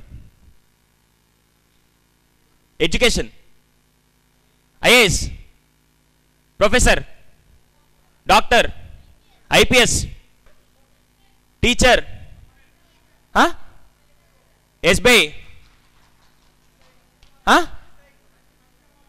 ఒక మంచి మనిషి అవ్వాలనుకున్నాను. Very good, wonderful. ఇంకా ఎస్ఐ. నేను లాస్ట్ టైం ఇంపాక్ట్లో చెప్పింది కూడా ఒక పాయింట్ చెప్తానండి. దాదాపుగా ఇక్కడ 300 మంది కూర్చోన్నప్పుడు నేను ఏమవుతారంటే ప్రతి ఒక్కరు ఐఏఎస్, ఐపీఎస్, డాక్టర్, ఇంజనీరు లేకుంటే నేను ఎస్ఐ అవ్వాలి, బ్యాంక్ ఎంప్లాయ్ అవ్వాలని చెప్పారు. కానీ ఏ ఒక్కరైనా సార్ నేను కరెక్ట్గా 6 ఏళ్ళలో ఎస్ఐ అవ్వాలి, నేను కరెక్ట్గా 10 ఏళ్ళలో ఐఏఎస్ ఆఫీసర్ అవ్వాలి, నేను కరెక్ట్గా 8 ఏళ్ళలో ఐపీఎస్ అవ్వాలి, నేను కరెక్ట్గా 10 ఏళ్ళలో ఇంజనీర్ అవ్వాలి, నేను కరెక్ట్గా 7 ఏళ్ళలో డాన్సర్ అవ్వాలని చెప్పి మీ టార్గెట్ని, మీ గోల్ని ఒక టైం పీరియడ్ పెట్టుకొని చెప్పారా? టైం పీరియడ్ పెట్టుకొని చెప్పారా? నేనేమనుకున్నానంటే ఎలా అయినా ఈ దేశంలోనే, భారతదేశంలో నేను పెద్ద కోటీశ్వరుడు అవ్వాలనుకున్నాను. చచ్చే లోపల కష్టపడితే అవుతానవునా? అవుతాను, పెద్ద విషయం కాదు. అప్పుడు నాకు, అంబానీకి, వీళ్ళందరికీ ఏమైనా తేడా ఉంటుందా? వాళ్ళు అయ్యారు, ఆఫ్టర్ ఆల్ సుధీర్ అవుతాడు. కానీ నేనేం టార్గెట్ పెట్టుకున్నానంటే కమింగ్ 1 ఇయర్లో నేను అత్యధికంగా నేను కోటీశ్వర్ల అవ్వాలి, ఎంగేజ్లో నేను కోటీశ్వర్ల అవ్వాలని టార్గెట్ పెట్టుకున్నాను. నేను అచీవ్ చేశాను. ఇప్పుడు నాకంటూ రికార్డ్ ఏముంటుంది? యంగెస్ట్ కరోడ్పతి అని చెప్పి నాకు రికార్డు ఉంటుంది. ఎప్పుడైతే నా డ్రీమ్ని టైం పీరియడ్ పెట్టి పనిచేశాను, నేను హిస్టరీని క్రియేట్ చేశాను. ఎప్పుడైతే నా డ్రీమ్ని టైం పీరియడ్ లేకుండా పనిచేశానో నేను హిస్టరీని జనరేట్ చేశాను, హిస్టరీని ఫాలో అయ్యాను. Would you like to create the history, would you like to follow the history? అలా క్రియేట్ చేయాలంటే ఈ రోజు నుంచి డ్రీమ్ ప్లస్ టైం పీరియడ్ పెట్టుకోండి. బస్సులో ఏకంగానే ఎవడో మన దగ్గరికి వస్తారు. ఎవడాడు? కండక్టర్ వచ్చి ఏమడతాడు? వాడు టికెట్ అడగడు, వాడు ఇస్తాడు. ఏమడతాడు? ఎక్కడికి వెళ్ళాలి? బస్సులో ఎక్కగానే ఎవడో మనకి తెలియని బస్సు వచ్చి మళ్ళీ క్వశ్చన్ చేస్తాడు, బాస్ ఎక్కడికి వెళ్ళాలి, డిసైడ్ చేసుకో ఎక్కడికి వెళ్ళాలంటాడు. ఆఫ్టర్ ఆల్ గంట సేపు ప్రయాణించేదానికి ఎవడో వచ్చి మనల్ని క్వశ్చన్ చేస్తాడు ఎక్కడికి వెళ్ళాలని. అలాంటిది లైఫ్ జర్నీకి ఎక్కడికి వెళ్ళాలో డిసైడ్ చేసుకోకపోతే అప్పుడు మనం ఎక్కడికి వెళ్తాం? ఖచ్చితంగా మనం వేరే వాడి కింద పని చేయాల్సి వస్తుంది. ఈ రోజు నుంచి మీరు డిసైడ్ చేసుకోవాల్సింది అది. ఒక షిప్ని బాగా తయారు చేశారండి, చాలా అద్భుతంగా నీట్గా మొత్తం దాని క్వాలిటీస్ అన్ని పెట్టి తయారు చేశారు. కానీ దాంట్లో రాడార్ సిస్టమ్ అంటే దిక్సూచిక పెట్టలేదు. అప్పుడు ఆ షిప్ దేనికైనా పనికొస్తుందా? ఒక లెటర్ మొత్తం నీట్గా రాశారు, మొత్తం మీ కలంతా ప్రదర్శించి మొత్తం నీట్గా ఒక కవిత రాసి దాన్ని ఈనాడు పంపించాలనుకున్నారు. కానీ దాని మీద పోస్టల్ అడ్రస్ రాయలేదు. ఎక్కడికి వెళ్తుంది? ఇప్పుడు మీ అందరి పరిస్థితి కూడా అదేనండి. గోల్ని ప్లస్ దాన్ని టైం పీరియడ్ పెట్టుకొని చేయండి. కానీ నేను ఈరోజు చెప్తానండి, నేను గోల్ని ఎలా అచీవ్ చేశాను నేను చెప్తాను. అదే మీరు ఆ టెక్నిక్ని అప్లై చేస్తే డెఫినెట్గా మీరు సాధిస్తారు. Would you like to know the technique? Very simple అండి, very simple. Visualise the goal. ఎలాగో నేను చెప్తాను. మామూలుగా చాలామంది గోల్ని మామూలుగా రాసి పెడతారు. కానీ నేనేం చెప్తానంటే ఆ రాసేదాన్ని ఫర్ ఎగ్జాంపుల్ గోల్ని నేను ఐపీఎస్ అవ్వాలన్నారు. ఆ అబ్బాయి ఇందాక చిన్న అబ్బాయి ఐపీఎస్ అవ్వాలన్నాడు. కొంతమంది ఏమన్నారు ఎస్ఐ అన్నారు, బ్యాంక్ ఎంప్లాయీ అన్నారు, ఐఏఎస్ అన్నారు. ఈ రోజు నుంచి మీరు ఏం చేస్తారంటే చాలామంది ఐపీఎస్ అని రాసుకుంటారు గోడ మీద, కానీ అలా రాసుకున్నప్పుడు చూసినప్పుడల్లా మనకి ఫైర్ వస్తుంటుంది. అరే నువ్వు ఎప్పుడు అవుతావు అని చెప్పి ఆ ఫైర్ వస్తూ ఉంటుంది. కానీ నేనేం చెప్తానంటే ఈ రోజు నుంచి అక్కడ ఐపీఎస్ అని రాసే ముందు, ఫర్ ఎగ్జాంపుల్ తమ్ముడు నీ పేరు మొహమ్మద్ అష్రఫ్, ఈ రోజు ఇంటికి వెళ్ళగానే ఒక పని చేయండి, 5 ప్లేసెస్లో ఒక పని చేయండి. 5 ప్లేస్లో ఏం చేస్తారంటే మొహమ్మద్ అష్రఫ్, అంతేనా, మొహమ్మద్ అష్రఫ్ ఐపీఎస్ అని ఒక నేమ్ బోర్డ్ తయారు చేసి పెట్టండి. అర్థమైందా? నేమ్ బోర్డ్ తయారు చేసి అక్కడ పెట్టండి. మీరు ఒకవేళ డాక్టర్ అవ్వాలంటే మీరే సెటస్కోప్ వేసుకొని, లేకపోతే ఫోటోషాప్కి వెళ్ళి గ్రాఫిక్స్లో మీరు ఒక సెటస్కోప్ వేసుకొని కోట్ వేసుకున్నట్టు ఒక ఫోటో తీసి మీ ఇంట్లో పెట్టండి. డెఫినెట్గా అది చూసినప్పుడల్లా అరే నేను డాక్టర్ అయిపోయాను అని చెప్పేసి మీకు ఇన్స్పిరేషన్ ఇంకా పెరుగుతుంటుంది. ఇది లిటరల్లీ ప్రూవ్డ్ అండి. సైకలాజికల్గా మీ మీద చాలా ప్రెషర్ పడుతుంది, ఖచ్చితంగా మీరు అచీవ్ చేయగలుగుతారు. నేను మోటివేషన్ స్పీకర్ అవ్వడానికి కారణం చెప్తానండి. 2010లో నేను యాక్చువల్గా స్పీకర్ అవ్వాలనుకున్నప్పుడు మాకు ట్రైనింగ్లు కానీ ఇలాంటి ఇంపాక్ట్లు కానీ పాపం ఎక్కడా లేవు. ఆ టైంలో ఏం చేశానంటే చెయ్యాలన్న తపనుంది, కానీ నాకు స్టేజ్ ఫియర్ ఉందండి. ఆ టైంలో ఏం చేశానంటే పక్కనే మా ఇంటి దగ్గర సూర్య ఫోటోగ్రఫీ ఉంటే అతని దగ్గరికి వెళ్ళాను. సార్ నాకు ఫోటో కావాలన్నాడు. సరే నిలబడని తీస్తానన్నాడు. ఇలా కాదండి, ముందు 10,000 మంది జనం ఉండాలి, నేను ఇక్కడ నిలబడినట్టు మీరు సైడ్ నుంచి కవర్ చేయండి. ఎలా రావాలంటే నేను సైడ్ పడాలి, ముందు జనాలు అందరూ పడాలి. నేను నా చేతిలో మైక్ కావాలంటే మీరు గ్రాఫిక్స్లో పెట్టండి, ముందు జనాల్ని గ్రాఫిక్స్లో పెట్టండి, నన్ను మాత్రం ఒరిజినల్గా పెట్టండి అక్కడ అని చెప్పి అక్కడ పోస్టర్ డిజైన్ చేసి నా ఇంట్లో ఇప్పటికీ వస్తే మీరు 5 పోస్టర్లు చూస్తారండి అక్కడ. కేవలం ఆ పోస్టర్ల వల్ల ఈరోజు ఇక్కడ నిలబడి మాట్లాడగలుగుతున్నాను. అర్థమైందా? ఎప్పుడు మనం విజువలైజ్ చేసుకుంటే ఆ గోల్ని ఆపే సత్తా ఈ ప్రపంచంలో ఎవ్వరికీ లేదండి. Are you getting my point? ఈ రోజు నుంచి అలాంటి విజువల్ నాకు నిన్న ఆయనతో బిల్డింగ్ బ్లాక్స్ ఆయనతో మాట్లాడుతున్నప్పుడు కూడా ఒకటే అనిపించింది, ఏంటంటే ఆయన విజువలైజ్ చేసుకున్నాడు. ఈరోజు మేము ఇంపాక్ట్ పెట్టాలనుకున్నప్పుడు ప్రతిసారి విజువలైజ్ చేస్తాం. ఈరోజు మీరు అలా విజువలైజ్ చేసుకుంటూ ఉండండి, డెఫినెట్గా మిమ్మల్ని ఆపే వాళ్ళు ఎవ్వరు లేరండి. నేను ఒక చిన్న విషయం చెప్పచ్చా, ఓ చిన్న కథ చెప్పచ్చా, నన్ను ఇన్స్పైర్ చేసిన కథ చెప్పచ్చా? మీరు అడగట్లేదు. ఒక అబ్బాయి అన్నాడండి, వాళ్ళ నాన్న గుర్రాల్ని కాస్తూ ఉంటాడు. అది ఎన్నో గుర్రాలని కాదండి, 2 గుర్రాలని. ఆ 2 గుర్రాలు ఏంటంటే ఎప్పుడైనా పెళ్ళిళ్ళు వస్తే ఆ గుర్రాలని తీసుకెళ్ళి అక్కడ పెళ్లి కోసంగా అరేంజ్ చేసి మళ్ళీ తీసుకొస్తాడు. అతనికి ఏమన్నా ఎక్కువ సంపాదన ఉంటుందా? కేవలం ఆ సంపాదనతోనే బతుకుతూ ఉన్నాడు. ఇప్పుడు వాళ్ళ ఫైనాన్షియల్ స్టేటస్ ఎక్కువగా ఉంటుందా తక్కువగా ఉంటుందా? అతనికి ఏం అర్థం కావట్లేదు. ఎలా ఉంది? అతనికి ఒక 2వ క్లాస్ చదువుకునే కొడుకున్నాడండి. 2వ క్లాస్ చదువుకునే కొడుకున్నాడు. ఆ కొడుకు రోజు పక్కనే ఉండే అతను ఎన్ని కష్టాలు పడ్డా కూడా, మన తల్లిదండ్రులు ఎన్ని కష్టాలు పడ్డా కూడా మనల్ని ప్రైవేట్ స్కూల్స్కి పంపిస్తుంటారు. మన భవిష్యత్తు బాగుండాలని, వాళ్ళు కావాలంటే నరకం అనిపిస్తూ మనకి స్వర్గాన్ని ఇచ్చే అమాయకులు ఎవరంటే కేవలం మన తల్లిదండ్రులు. ఆమె రైట్ ఆర్ రాంగ్? సో అలాగే ఆ తల్లిదండ్రులు కూడా ఏం చేశారంటే, ఆ తండ్రి ఏం చేశారంటే నేను ఎలాగో చదువుకోలేక ఇప్పుడు గుర్రాల్ని కాస్తున్నాను, నా కొడుకైనా బాగా చదువుకోవాలని చెప్పి అతన్ని పక్కనే ఉండే ప్రైవేట్ స్కూల్కి పంపిస్తున్నాడు. రోజు ఇతను స్కూల్కి వెళ్తూనే వస్తున్నాడు. చిన్న బాబు అండి, 2వ క్లాస్ చదువుకునే బాబు.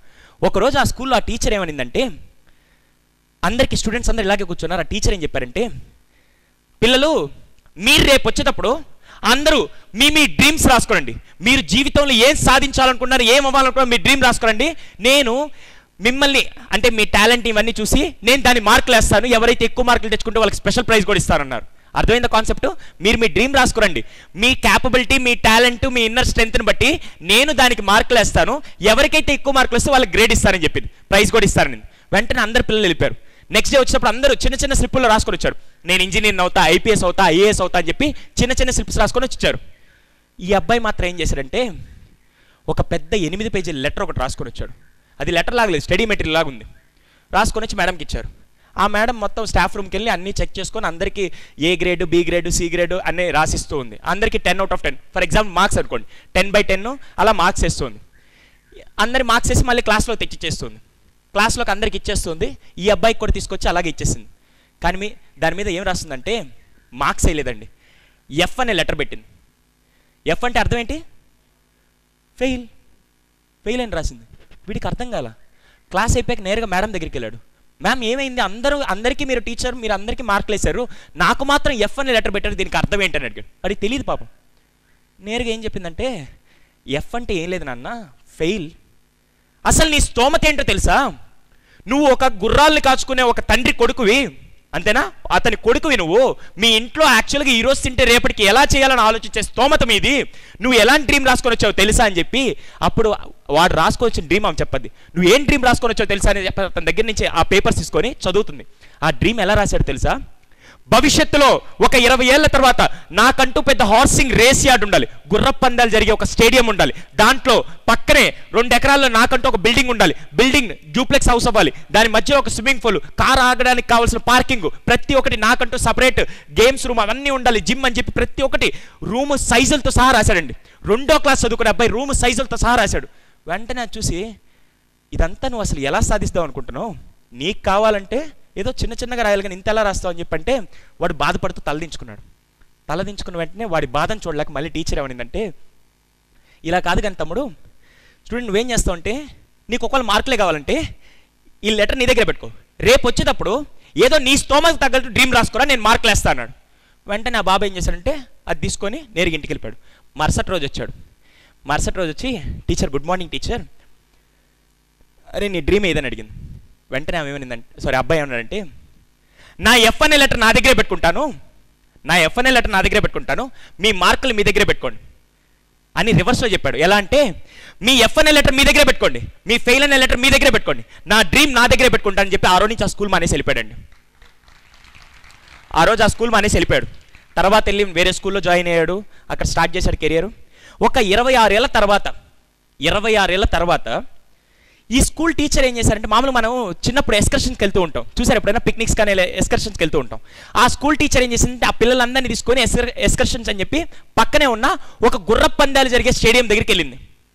స్టేడియం దగ్గరికి వెళ్ళి మొత్తం చూపిస్తుంది, ఇక్కడ గుర్రపు పందాలు జరుగుతాయి, ఇక్కడ యాక్చువల్గా అందరు జనాలందరూ కూర్చొని ఆడియన్స్ అందరూ ఎంజాయ్ చేస్తూ ఉంటారు అని చెప్పి మొత్తం చూపిస్తుంది. ఇక్కడ కొన్ని వేల మంది కూర్చోవచ్చు, ఇది చూసారు ఎంత పెద్దదిగా ఉందో గ్రౌండ్ కానీ, లేకుంటే ఎన్ని గుర్రాలు రోజు పందాలు జరుగుతాయి, ఎన్ని కోట్లలో జరుగుతుంది టర్న్ ఓవర్ అని చెప్పి మొత్తం చెప్తుంది. వెంటనే పక్కనే ఒక ఫామ్ హౌస్ లాగా ఉండింది. నేరుగా రండి, ఇది యాక్చువల్గా ఈ హార్సింగ్ రేస్ యార్డ్ ఓనర్ యొక్క బిల్డింగ్, ఇది ఒకసారి చూద్దాం రండి అని చెప్పి ఆ ఫామ్ హౌస్ లోపలికి వెళ్ళి మొత్తం చూపిస్తుంది. చూసారా ఎంత బాగా కట్టుకున్నారు, ఇలా ఉండాలి మీ భవిష్యత్తు కూడా అని చెప్తూ ఉంది. వెంటనే ఆ పైన నుంచి మెట్లు దిగుతూ ఒక పర్సన్ దిగుతున్నాడు, ఇలాగే సూట్ వేసుకొని దిగుతున్నప్పుడు అక్కడ టీచర్ ఎక్స్ప్లెయిన్ చేస్తుంది. వెంటనే ఆ టీచర్ దగ్గరికి వచ్చి నమస్తే టీచర్ అన్నాడు. ఈయనకి అర్థం కాల, అరే ఈయన ఎవరో చూస్తే పెద్ద ఆయనలాగా ఉన్నాడు, అంటే బాగా డబ్బుండే ఉన్నాడు, ఈయన వచ్చి నాకు నమస్కారం చేస్తున్నాడు ఏంటంటే అర్థం కాలేదు. నేరుగా ఎవరు బాబు మీరు, నాకు అర్థం కావట్లేదు. మేడం నేను గుర్తు రాలేదన్నాడు. లేదండి గుర్తు రాలేదంటే ఒక్క నిమిషం రండి టీచర్ అని చెప్పి నేరుగా టీచర్ని తీసుకొని ఇతని పర్సనల్ రూమ్కి తీసుకెళ్ళాడండి. పర్సనల్ రూమ్కి తీసుకెళ్ళి సింపుల్గా పర్సనల్ రూమ్కి తీసుకెళ్ళి చెయ్యి ఇలా పెట్టి ఇలా చూపించాడండి. అక్కడ 8 పేజీల లెటర్ ఉండేది, అలా ఫ్రేమ్ కట్టించి గోడ మీద ఉండేది, దాని మీద ఎఫ్ అనే లెటర్ కూడా ఇంకా అక్కడ అలాగే ఉందండి. ఆ అబ్బాయి ఎవరు అర్థమైందా? ఈ రోజు నుంచి మీ స్తోమతని పెట్టుకొని మీరు గోల్ పెట్టుకుంటారా, లేకుంటే మీ కళ ఏదైతే ఉందో అది రియల్గా జరిగిందండి. న్యూ జెర్సీలో ఇప్పటికీ ఆ అబ్బాయి అలాగే ఉన్నాడు. అర్థమైందా? అతని సక్సెస్ స్టోరీని ఒక ఇండియన్ ఆథర్ తన బుక్లో రాశాడండి. అంత గ్రేట్ పర్సన్ అతను. ఒకవేళ మీరు ఆ కసితో గోల్ పెట్టుకుంటే ఎవ్వరూ ఏమీ చేయలేరండి. దీన్ని ఇందాక నేను చెప్పింది ప్రాక్టీస్ అండి. ఎంతమంది ఇక్కడ క్రికెట్ చూస్తారు? నిన్న కూడా యాక్చువల్గా నిన్నేదో ఇండియా మ్యాచ్ వచ్చింది కదా, అవునా? ఎంతమంది క్రికెట్ తెలుసు బాగా? క్రికెట్లో ఒక ప్లేయర్ ఉండేవాడు, నవజోత్ సింగ్ సిద్ధు. తెలుసా? ఎంతమందికి ఐడియా ఉన్నాడు? సిద్ధు అని చెప్పి ఈ మధ్య కామెంటేటర్ కూడా చేస్తున్నాడు, అవునా? అతని స్టోరీ మీకు తెలుసా? 1990s ముందు అతను క్రికెట్లో జాయిన్ అయ్యాడు. క్రికెట్లో జాయిన్ అయ్యి క్రికెట్ ఆడుతూ ఉండేవాడు. స్టార్టింగ్లో ఏంటంటే మంచి పేరు వచ్చింది. దాని తర్వాత ఒకసారి మాత్రం సిక్సర్ల సిద్ధు అతని పేరు ఇప్పుడు పిలిచేది. 1990sలో యాక్చువల్గా అతను క్రికెట్లోకి వచ్చాడు. అతనికి క్రికెట్ అంటే ఒక పిచ్చి, అంతే, అంతవరకే. వాళ్ళు చాలా రిచెస్ట్ ఫ్యామిలీ అండి, చాలా డబ్బు ఉంది వాళ్ళ దగ్గర, చాలా డబ్బు ఉంది. వాళ్ళ తండ్రి, అరే నువ్వు జీవితంలో ఏది కావాలంటే చేయి, ఎందుకంటే మన దగ్గర కోట్ల వస్తుంది, నువ్వు ఈరోజు కష్టపడాల్సిన అవసరం లేదు, హ్యాపీగా నీ డ్రీమ్ ఏది ఉందో దానికోసం పరిగెట్టు అన్నారు. వెంటనే వీడు మనోడు సరే డాడీ నేను క్రికెట్లోకి వెళ్తాను కానీ తండ్రి ఎంకరేజ్ చేశాడు. ప్రతిరోజు ఆ తండ్రి ఏం చేసేవాడంటే ఉదయాన్నే 5:30కి నిద్ర లేచి నేరుగా కొడుకు గదికి వెళ్ళి సిద్ధు గదికి వెళ్ళి అతన్ని రోజు నిద్ర లేపి, అరే ఒక 2 రౌండ్లు జాగింగ్కి వెళ్ళేసరా, ఎందుకంటే నీ ఫిట్నెస్ బాగుంటే నీ కెరీర్ ఇంకా బాగుంటుంది చెప్పి ప్రతిరోజు 5:30కి ఆ తండ్రి లేచి వీడిని లేపేవాడండి. మనోడు ఏం చేసేవాడు, 5:30కి నిద్ర లేచి నేరుగా రన్నింగ్ డ్రెస్ ఉంటుంది కదా, అది వేసుకొని షూ వేసుకొని నేరుగా కిందకి దిగి వచ్చేసి మళ్ళీ వాళ్ళది పెద్ద బంగ్లా, ఆ బంగ్లా వెనక ఇలా టర్న్ అయ్యి వెనక్కి వచ్చేవాడు. వెనక ఏం చేసేవాళ్ళంటే పనోళ్ళు ఉండేవాళ్ళు, వెనక గేట్ ఓపెన్ చేసేవాడు. వీడు వెనక గేట్ నుంచి నేరుగా వెనక మెట్ల నుంచి పైకి వచ్చి మళ్ళీ ఇతని బెడ్రూమ్లో పడుకుండేవాడు. అర్థమైందా? ఎందుకంటే మనోడు ఆల్రెడీ వాళ్ళందరినీ డబ్బులు ఇచ్చి బాగా మాయ చేస్తాడు. ఆ పనోళ్ళందరూ రోజు ఉదయం హ్యాబిట్ ఏంటంటే ఉదయాన్నే 5:30కి వెనక గేట్ దగ్గర నిల్చొని ఉంటాడు. ఎప్పుడైతే సిద్ధు రాగానే ఆ గేట్ ఓపెన్ చేస్తే మనోడు బయట వెనక బ్యాక్ సైడ్ నుంచి మెట్ల మీద నుంచి పైకి వచ్చేస్తాడు. పైకి వచ్చి పడుకుంటాడు. మళ్ళీ 8 గంటలకి ఆ పనోళ్ళు వచ్చి లేపితే మళ్ళీ వీడు ఏం చేస్తాడంటే వెనక గేట్ నుంచి ముందు గేట్కి వచ్చి నేరుగా లోపలికి వస్తాడు. లోపలికి వచ్చే ముందు ఏం చేస్తాడంటే బయట ఒక చిన్న ట్యాంక్ లాగా ఉంటుంది, అక్కడ వాటర్ తీసుకొని మొత్తం వాటర్ తీసుకొని నేరుగా లోపలికి వస్తాడు. లోపలికి రాగానే డాడీ ఈరోజు అసలు ఎన్ని రౌండ్స్ జాగింగ్ చేశాను, అమ్మ నాకు ఆకలేస్తుంది అన్నం పెట్టు, లేకుంటే బ్రేక్ఫాస్ట్ పాలో ఏదో ఒకటి ఇవని చెప్పి అని అడుగుతూ ఉంటాడు. అర్థమైందా? చూసిన తండ్రి ఏమనుకున్నాడంటే అబ్బా నా కొడుకు 2.5 గంట పాటు హ్యాపీగా ఇంతసేపు జాగింగ్ చేస్తాడు, వీడు ఖచ్చితంగా మంచి ప్లేయర్ అవుతాడని చెప్పేసి ఆ ఎనర్జీతో రోజు డాడీ అనుకుంటున్నాడు. ఆ డాడీ తప్పేమన్నా ఉందా? డాడీ అనుకుంటున్నాడు. ఇలా రోజు జరుగుతోంది. కొన్ని రోజుల తర్వాత ఒకరోజు ఉదయాన్నే 5:30కి ఆ తండ్రి వచ్చాడు. ఆ తండ్రి వచ్చి ఒక న్యూస్ పేపర్ తీసుకొని వచ్చి ఆ పక్కనే బెడ్ పక్కన పెట్టి లేపాడు. లేపగానే తన చరిత్రలో ఎప్పుడూ ఆ తండ్రి ఏడవడం చూడలేదు ఆ కొడుకు. ఆ తండ్రి అక్కడ ఏడుస్తున్నాడు. కళ్ళల్లో నుంచి నీళ్ళు ఎప్పుడు చూడలేదు. ఆ తండ్రి అక్కడ ఏడుస్తున్నాడు. ఏంటో అర్థం కాక ఒకసారి ఆ పేపర్ తీయగానే పేపర్లో ఒక వార్త ఉండండి. ఆ వార్త ఏంటంటే Sidhu is the strokeless batsmen in the cricket history. Strokeless batsmen 1990s ముందు జరిగిన సంఘటన. స్ట్రోక్లెస్ అంటే వీడు అసలు క్రికెట్ దేని పనికిరాడు, ఎప్పుడు ఒక్క బాల్ కూడా కరెక్ట్ కొట్టాడని చెప్పేసి హిందూ ఆర్టికల్లో వాళ్ళు రాసిన పేపర్ అండి. ఐ డోంట్ నో, హిందూ కాదు ఏదో పేపర్లో మీరు ఇప్పుడు వెళ్ళి గూగుల్లో కొట్టినా కూడా స్ట్రోక్లెస్ బ్యాట్స్మెన్ అని పెట్టండి, ఫస్ట్ నవజీత్ సింగ్ పేరు వస్తుంది. అలాగే స్ట్రోక్ ఫుల్ బ్యాట్స్మెన్ అని కూడా పెట్టండి, వాడి పేరే వస్తుంది. అది ఎలాగో నేను చెప్తాను. సో స్ట్రోక్లెస్ బ్యాట్స్మెన్ అని వచ్చింది. వెంటనే ఎప్పుడు కొడుకు మీద గర్వపడే తండ్రినే చూశాడు కానీ అతను ఇలా ఏడ్చే తండ్రిని ఎప్పుడు చూడలేదు తనలో. వెంటనే ఏం చేయాలో అర్థం కాక ఆ రోజు సాయంత్రం అతని ఇంటి పక్కన ఒక 4 కాలేజెస్ ఉంటే నేరుగా 4 కాలేజ్ దగ్గరికి వెళ్ళాడు. 4 కాలేజ్ దగ్గరికి స్టూడెంట్స్ అందరిని పిలిచాడు. ఫ్రెండ్స్ బాగా వినండి, ఈ రోజు నుంచి సాయంత్రం మన దగ్గర గ్రౌండ్ ఉంది కదా, ఆ గ్రౌండ్లో వచ్చి ఎవరికైనా క్రికెట్లో బౌలింగ్ వేయాలని ఇంట్రెస్ట్ ఉంటే నేరుగా నా దగ్గరికి రండి. సాయంత్రం 4 గంటల నుంచి అక్కడ ప్రాక్టీస్ స్టార్ట్ చేస్తాను. మీలో ఎవరైనా బౌలర్స్ రండి, మీరు వేసే ప్రతి బాల్కి నేను పే చేస్తాను, నాకు మీరు బౌలింగ్ వేయాలన్నాడు. అర్థమైందా? మీరు వేసే ప్రతి బాల్కి నేను పే చేస్తాను, మీరు రండి అన్నాడు. వెంటనే ఒక 4 పేస్ బౌలర్ని స్పిన్ బౌలర్ని అందరినీ తీసుకొని అక్కడ పెట్టుకున్నాడు. ప్రతిరోజు సాయంత్రం 4 గంటలకు స్టార్ట్ చేస్తారండి. నవజోత్ సింగ్ సిద్ధు ఏం టార్గెట్ పెట్టుకున్నా అంటే ఏ రోజైతే నేను 300 సిక్స్లు కొట్టకుండా ఉంటానో ఆ రోజు నేను అసలు బ్యాట్ పక్కన పెట్టను, ఆ రోజు నిద్రపోనని చెప్పి టార్గెట్ పెట్టుకున్నాడండి. 300 సిక్స్లు, ఒక మ్యాచ్కి 50 ఓవర్స్ అంటే 300 బాల్స్ ఉంటాయి. వాడు ఎటువంటి టార్గెట్ పెట్టుకున్నాడు? 300 సిక్స్లు కొడితే కానీ నేను బ్యాట్ కింద పెట్టనని టార్గెట్ పెట్టుకున్నాడండి. వెంటనే ప్రతిరోజు అదే ప్రాక్టీస్. 4 గంటలకు స్టార్ట్ చేస్తే ఏ రోజైతే 300 సిక్స్లు కొట్టాడో ఆ రోజు బ్యాట్ పక్కన పెట్టాడండి. నేరు క్రికెట్ ఆడుతూనే ఉన్నాడు. కొన్నిసార్లు అయితే ఏళ్ళు బొబ్బలు వచ్చి దాంట్లో నుంచి బ్లడ్ కూడా వచ్చేదండి.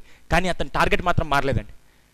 తర్వాత 1994 or 97లో అతనికి వరల్డ్ ఛాంపియన్షిప్లో వరల్డ్ కప్ ఏదో జరిగితే దాంట్లో ఇతనికి అదే ఆర్టికల్ ఎవరైతే రాశారో, స్ట్రోక్లెస్ బ్యాట్స్మెన్ అని ఎవరైతే రాశారో అదే వాళ్ళు స్ట్రోక్ ఫుల్ బ్యాట్స్మెన్ అని వాళ్ళే పేరిచ్చారండి. ఇప్పటికీ వరల్డ్ ఛాంపియన్షిప్లో ఆ రోజు బెస్ట్ బ్యాట్స్మెన్ అని అతనికి అవార్డు వచ్చిందండి. అన్ని సిక్స్లు కొట్టాడు మొత్తం మ్యాచ్ మీద. ఎలా వచ్చింది? ఓన్లీ 1 వర్డ్ అండి. మీలో ఎవ్వరూ బై బర్త్ టాలెంటెడ్ కాదండి, బై బర్త్ ఎవరు లీడర్ కాదండి, బై బర్త్ ఎవ్వరు మీరు అనుకున్న కాన్ఫిడెంట్ కాదండి. కేవలం ఒకే ఒక టార్గెట్, ఫోకస్ అండ్ ప్రాక్టీస్. డెఫినెట్గా మీరు అచీవ్ చేస్తారండి. Are you getting my point? ఈ రోజు నుంచి మీరు పెట్టుకున్న టార్గెట్, మీరు 10th క్లాస్ మార్కులు బాగా రాయాలంటే కేవలం రిపిటేటివ్గా చదువుతుంటేనే కదా మీరు రాస్తున్నారు. I right are wrong? ఎప్పుడైతే ఇంటర్మీడియట్కి వచ్చినప్పుడు చదవకపోతే, బీటెక్ వచ్చినప్పుడు చదవకపోతే మీరు ఫోకస్ తగ్గిపోతుంది. Are you getting my point? ఈ రోజు నుంచి దాన్ని ప్రాక్టీస్ చేస్తుండండి. ఎంత బాగా ప్రాక్టీస్ చేస్తే డెఫినెట్గా అంత మాస్టర్ అవుతారండి. ఎవరో గొప్ప అని చెప్పాడు, రోజుకు 3 గంటల కన్నా 3 సంవత్సరాల పాటు ఏదైనా మీరు ప్రాక్టీస్ చేస్తే ఆ ఫీల్డ్లో మీరు మాస్టరీ అవ్వచ్చు అంట. Are you getting my point? ఏ ఫీల్డ్లో అయినా మీరు రోజుకు 3 గంటల ఎక్కడ 3 సంవత్సరాల పాటు ప్రాక్టీస్ చేస్తే డెఫినెట్గా you can become master in that particular field. అలాగే లాస్ట్ పంచ మంత్రాల్లో 4 చెప్పాను. ఫస్ట్ ఏంటి మర్చిపోయారా? ఫస్ట్ ఏంటి? సెకండ్ది డిసిప్లిన్, థర్డ్ది ఫియర్ మన ముందు ఉండాలా వెనక ఉండాలా? ఫియర్కి ఫస్ట్ పొజిషన్ ఇస్తారా, సెకండ్ పొజిషన్ ఇస్తారా? ఫియర్ మన ముందు వెనక్కి నెడితే బాగుంటుందా, వెనక ముందు నెడితే బాగుంటుందా? ఈ రోజు నుంచి ఆ భయాన్ని స్టార్ట్ చేయండి. ప్రతిదానికి భయం స్టార్ట్ చేయండి. 4వది స్మార్టర్ గోల్స్ కేవలం ఎలా వస్తుందంటే ఫస్ట్ ఆ విజన్ని చూసుకొని ప్రాక్టీస్ చేస్తుండండి. విజన్ని చూసుకోవడం ప్రాక్టీస్ చేయడం, విజన్ని చూడడం ప్రాక్టీస్ చేయడం. ఇలా చేస్తే మీకు అసలు ఏ గోల్ ఇంపాసిబుల్ కాదండి. చాలామందికి ఫియర్ ఉండడం వల్ల మనం సాధించలే ఉంటాం. కానీ నేనేం చెప్తానంటే, ఫియర్ ఉండడం వల్ల అసలు మీరు ఓడిపోతారని ప్రపంచం నమ్మే లోపల మిమ్మల్ని మీరు ఓడ్చుకునేలాగా చేస్తారు, అంటే ఓడిపించుకునేలాగా చేస్తారు. ఓటమి మీరే ఫస్ట్ అంగీకరిస్తారు. Are getting my point? Fear ఉండడం వల్ల ఏం జరుగుతుందంటే, ప్రపంచం మీరు గెలవలేరని చెప్పే లోపల మిమ్మల్ని మీరే నమ్ముతారు. అలా కాకుండా దానికి ఇంకో వర్డ్ చెప్తానండి. దాని పేరు క్యూరియాసిటీ. క్యూరియాసిటీ ఎలా అంటే, ఫియర్ ఉంటే ఏం చేస్తామంటే నేను సాధించలేనేమో అని అంటారు. క్యూరియాసిటీ ఉంటే ఏమంటామంటే ఒకవేళ సాధించేస్తే ఫియర్ ఏమంటుంది, నువ్వు సాధించలేవురే అన్నట్టుంది. క్యూరియాసిటీ ఏమంటుంది, ఒకవేళ సాధిస్తే అందరు నన్ను మెచ్చుకుంటారు, అబ్బా సూపర్. ఎప్పుడు ఫియర్ క్యూరియాసిటీ రెండు ఉండాలండి. ఒకటేం చేస్తుందంటే ప్రపంచం మీరు ఓడిపోయారని చెప్పే లోపల మీ ఓటమిని మీరే అంగీకరిస్తారు. రెండోది ఏం చేస్తుందంటే ప్రపంచం అంతా మీకు ఎదురు నిలబడి నువ్వు గెలవలేవన్నా కూడా మీ లోపల ఉండే కాన్ఫిడెన్స్ మాత్రం నేర్పిస్తుంది. అదే క్యూరియాసిటీ అండి. ఈ రోజు నుంచి ఆ క్యూరియాసిటీ పెంచుకోండి. Are getting my point?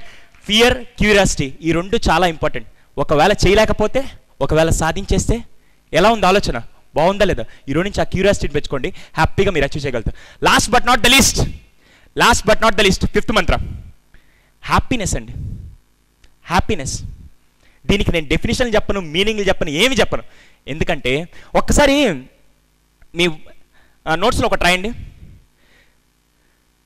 10 qualities నన్ను నాకు గ్రేట్గా పరిచయం చేస్తుందని రాస్తే 10 qualities which make me my self great అని హెడ్డింగ్ పెట్టండి. 10 qualities which make my self great అని మీరు ఒక వర్డ్ రాస్తే దాంట్లో 10 పాయింట్స్లో నాకు తెలిసి ఫస్ట్ పాయింట్ రాయాల్సింది ఏంటంటే, ఏం రాయాలి? హ్యాపీనెస్ అండి. ఫస్ట్ పాయింట్ హ్యాపీనెస్ రాస్తే మిగతా అవన్నీ ఉన్నా లేకున్నా కూడా మీ గ్రేట్నెస్ 10 మందికి తెలుస్తూ ఉంటుందండి. ఈ రోజు నుంచి ఫస్ట్ మీరు ఎప్పుడు హ్యాపీగా ఉండండి. హ్యాపీగా ఉండడానికి ఇప్పుడు జరిగే క్లాసులన్నీ వాటికి సంబంధించినవి. నేను దాని గురించి కొత్తగా చెప్పాల్సిన అవసరం లేదు. అర్థమైందా? That is happiness.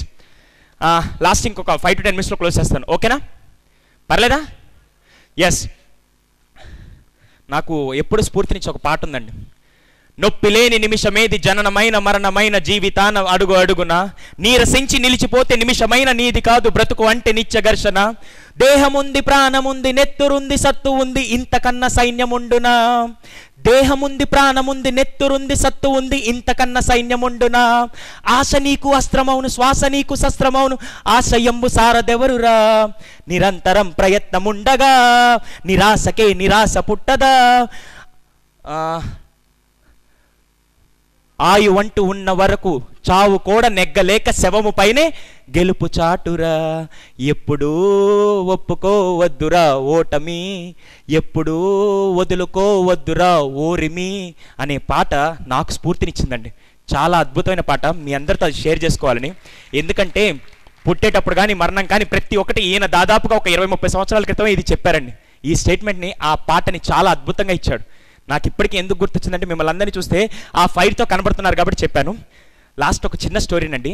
ఇది భారతదేశాన్ని కించపరచడానికి చెప్పట్లేదు, కానీ ఒక చిన్న సంఘటన మీకు చెప్పాలండి. ఈరోజు మీ గొప్పతనాన్ని తెలియపరచడానికి ఈ సంఘటన చెప్తానండి. 1945 ఐ థింక్స్ రఫ్లీ అదే ఫిగర్ అనుకుంటా. 45లో జపాన్ మీద ఒక దాడి జరిగింది. ఏంటది? ఏం జరిగింది? Hiroshima Nagasaki. 2 అటాక్స్ ఎక్కడ జరిగాయంటే జపాన్ అనే ఒక ప్రపంచ పటం మీద, అంటే వాళ్ళ దేశ పటం మీద గుండె లాంటి 2 ప్రదేశాల మీద 2 ఆటం బాంబ్స్ అలా పడ్డాయి. అంతేనా? మొత్తం జీవక్షవాల్లాగా అందరూ, ప్రజల్లో అందరికీ ఒక హోప్ పోయింది. ఇంకా మా దేశం ఎప్పటికీ బాగుపడదు, మేము అసలు దేనికి పనికిరామని చెప్పేసి వాళ్ళందరూ జీవోత్సవాలుగా అసలు వాళ్ళకి ఫ్యూచరే కనబడటం లేదండి. ఇప్పుడు మీరేమన్నారు, నాకు ఐపీఎస్ అవ్వాలి ఐఏఎస్ అవ్వాలని చెప్పి మీకు ఫ్యూచర్ కనబడుతుంది కాబట్టి మీకు ఒక ఎనర్జీ వస్తుంది. మీకు ఫ్యూచర్ లేకుంటే ఎలా ఉంటుంది? అర్థమవుతుందా? అలాంటి అక్కడ జపాన్లో జనాలకి ఫ్యూచర్ పోయిందండి. ఎందుకంటే అసలు మేము ఇంకేం సాధించాలని చెప్పి ఫ్యూచర్ వదిలేసుకున్నారు. అసలు కనబడటం లేదు ఫ్యూచర్. వాళ్ళలో ఒక విల్ పవర్ కూడా లేదు. ఏం చేయాలో అర్థం కావట్లేదు. జపాన్లో అందులోనూ న్యాచురల్ రిసోర్సెస్ అసలు లేవండి. కోల్ మైన్స్ కానీ, గోల్డ్ మైన్స్ కానీ, డైమండ్స్ కానీ, లేకుంటే ఏ మైన్స్ ఎక్కడ మీకు కనీసం ఒక ప్రవహించే ఒక రివర్ కూడా చూడరండి. ఒక అద్భుతమైన నది కూడా కనపడుతుంది జపాన్లో. అది జపాన్ సిచ్యువేషన్. సేమ్ 1947లో మనకు ఒక అద్భుతమైన సంఘటన జరిగింది. ఏంటది? 47లో ఏం జరిగింది? జపాన్కి ఆ సంఘటన జరిగినప్పుడు వాళ్ళందరిలో హోప్ ఎక్కడుంది? చాలా కింద ఉందండి. హోప్ అస్సలు ఎవరికి లేదు. మేమేం సాధించాలని హోప్ ఎక్కడుంది? 1997లో మనకి స్వాతంత్రం రాగానే నేరుగా యావత్ ప్రపంచం మొత్తం కొన్ని వందల మంది చేసిన వాళ్ళ అదేంటి సాక్రిఫైస్ని మొత్తం పక్కన పెట్టి వాళ్ళందరినీ మెచ్చుకుంటూ ఈ రోజు మనకి స్వాతంత్రం వచ్చింది, ప్రపంచంలో మనం ఎక్కడికి వెళ్ళాలన్నా ఎవ్వరూ మనకి అడ్డురారని చెప్పి మనం ఆనందోత్సవాల మీద మనం పండగ చేసుకుంటూ ఉన్నాం. అందరికి ఆ రోజు పాటలు, వాళ్ళకి సాక్రిఫైస్ చేయాల్సిన అన్నీ చేసి మనందరం మన సెల్ఫ్ ఈ రోజు నుంచి ప్రపంచంలో మనం గెలవడానికి, మన భారతదేశానికి స్వాతంత్రం రావడం వల్ల ఈ రోజు మనం ఎక్కడికి కావాలంటే ఎక్కడికి వెళ్ళొచ్చు అని చెప్పి ప్రజలందరిలో ఒక హోప్, ఒక డ్రీమ్, నా బ్రైట్ ఫ్యూచర్ ఇలా ఉందని చెప్పి అందరూ ఆనందపడుతూ అందరి సెల్ఫ్ బిలీఫ్ ఇక్కడుంది. జపాన్ ఎక్కడుంది? ఇక్కడుంది. ఇండియా ఎక్కడుంది? ఇక్కడుంది. ఇప్పుడు జపాను మన ఇండియాలో ఒక 10th పార్ట్ కూడా ఉండదండి, అంతేనా? ఒక 10th పార్ట్లో కూడా ఇంకా చిన్నగానే ఉంటుంది. కానీ ఇదే రోజు ఇప్పటికీ ఆ జపాన్కి ఎక్కడ రిసోర్సెస్ లేవు, కానీ జపాన్ పీపుల్ బిలీఫ్ ఎక్కడుందంటే ఇక్కడుంది. మనము ఇక్కడే ఉన్నాం. అర్థమవుతుందా? ఇప్పుడు అది కంట్రీ గొప్పతనమా, కంట్రీలో ఉండే ప్రజల యొక్క యాటిట్యూడ్, ఏదో సాధించాలి, మనకి రిసోర్స్ లేకపోయినా మనమే క్రియేట్ చేసుకోవాలి. మీరు ఎప్పుడైనా విన్నారా? ఎవరైనా ఫారిన్ ట్రిప్కి వెళ్తేటప్పుడు అరే నేను జపాన్కి వెళ్ళి వస్తాను, నేను జపాన్లో సీనరీస్ చూసి వస్తాను, ఎప్పుడైనా విన్నారా? ఎప్పుడైనా సింగపూర్ కానీ మలేషియా కానీ ఇలా చెప్తారు, కానీ ఎవరైనా జపాన్కి వెళ్ళి మేము సైట్ విజిట్కి వెళ్ళి వస్తామని చెప్పారు ఎవరన్నా? ఎందుకంటే అక్కడ ఏం లేవు, అస్సలు రిసోర్సెస్ లేవండి. ఇప్పటికీ వాళ్ళకి పొలాలు కరెక్ట్గా లేక ఒక ఇల్లు కట్టి దాంట్లోనే ఏం చేస్తారంటే ఒక ర్యాక్స్లో, ఎప్పుడైనా డిస్కవరీ ఛానల్ చూస్తే బాగా చూడండి, జపాన్లో ఏం చేస్తారంటే ఒక ర్యాక్స్లో మట్టి అంతా వేసి దాంట్లో చెట్లు నాటి వచ్చిన దాంతో వెజిటేబుల్స్ జనరేట్ చేస్తుంటారు. మరి గెటింగ్ మై పాయింట్, ల్యాండ్ కూడా లేదు. అలాంటి వాళ్ళ బిలీఫ్ ఇక్కడ ఉంది, ఇప్పటికీ మనం ఇక్కడ ఉన్నాం. ఇక్కడ గొప్పతనం ఏంటంటే ఆ కంట్రీ గొప్పతనం కాదండి, ఆ దేశంలో ఉండే ప్రజల యాటిట్యూడ్ గొప్పతనం. అర్థమైందా? ప్రతి ఒక్కరు కలిస్తేనే ఈరోజు భారతదేశం డెవలప్ అవుతుంది మనం అంటున్నాం. కానీ ఈరోజు ఇంపాక్ట్ అనే కార్యక్రమాన్ని బట్టి ఇలాంటి యువత మైండ్ సెట్ని బాగా జనరేట్ చేస్తూ ఉంటే 40 ఏళ్ల తర్వాత భారతదేశం ఎక్కడ ఉంటుంది? Are getting my point? అలాంటి భారతదేశ పునాదులు వేస్తుంది ఎవరంటే ఇంపాక్ట్ ఫౌండేషన్ అండి. ఇప్పటికీ మేము నమ్మేది ఏంటంటే భారతదేశం గెలవాలన్నా, భారతదేశం అభివృద్ధి చెందాలన్నా రాజకీయ నేతల వల్ల ఎవరి వల్ల కాదు, కానీ ఇలాంటి యువత మారితే, దేశంలోని ప్రజలు మారితే డెఫినెట్గా ఆ దేశం భవిష్యత్తు బాగుంటుందని చెప్పి అలాంటి పునాది రాయేసిన ఇంపాక్ట్ గురువు గారు గంపా నాగేశ్వరరావు సార్కి నా శిరస్సు వంచి పాదాభివందనాలండి. డెఫినెట్గా sir we will give an assurance that 20 years తర్వాత అలాంటి భారతదేశాన్ని మనందరం పునాది రాళ్ళు అవుదాం. రెడీయా? ఇంతే అండి. Thank you so much. నేను మీ టైంని ఎక్కువ వేస్ట్ చేయలేదనుకుంటా. వేస్ట్ చేశానా? ఒకసారి వెళ్ళిపోయే ముందు నాకు ఎందుకో ఇంకొద్దిగా ఎనర్జీ ఇచ్చేద్దాం, ఇవ్వచ్చా? సరే, ఇప్పుడు నేను చేసింది చేయండి అందరూ, ఓకేనా? నేను ఇలా అంటాను, మీరు అందరూ హా అనాలి. అర్థమైందా? హా. అర్థమైందా? అనండి. సరిపోవట్లే ఎనర్జీ. మళ్ళీ ఇలా అంటే కూడా అలా అనాలి, ఓకేనా?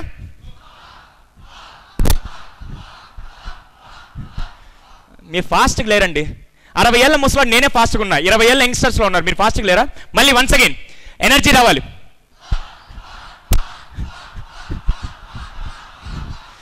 ఏమో సరిపోట్లా, మన గురుగారికి అంకితం చేద్దాం, ఓకే? గంపా సార్ కోసం, నిజామాబాద్ కోసం,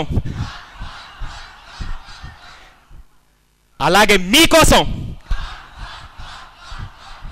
wonderful, thank you so much, all the best. And నాకు ఈ అవకాశం ఇచ్చినటువంటి గంపా సార్కి, మా గురువు గారు అండి, ఈ రోజున ఈ పొజిషన్లో ఉన్నట్టు కేవలం గంపా సార్ వాళ్ళే. అలాగే ఈ ప్రోగ్రామ్ ఆర్గనైజ్ చేసినటువంటి లయన్స్ క్లబ్ వాళ్ళకి, అలాగే బిల్డింగ్ బ్లాక్స్ వాళ్ళకి శిరస్సు వంచి పాదాభివందనండి. Thank you everyone, thank you so much sir. Good information. సుధీర్కి ఇంకా పెళ్లి కాలేదు sir. Phone number 8886 lions club leaders please come on 38871 888861 38871. This is my mobile number. sudhir.47@gmail.com. sudhir.47@gmail.com. ఫేస్బుక్లో కూడా సుధీర్ సాండ్రా అని ఉంటుంది, SUDHRR space SANDRA, Sudheer Sandra. Thank you sir, thank you so much. Sudheer, so nice of you, I'm proud of you. మీరు ఎలా feel అవుతున్నారు? Next year Sudheer లాగా ఎంతమంది stage మీదకి వస్తారు చేయలేబట్టండి. Yeah, I want that. Very good. So Praveen, thank you sir. Wonderful.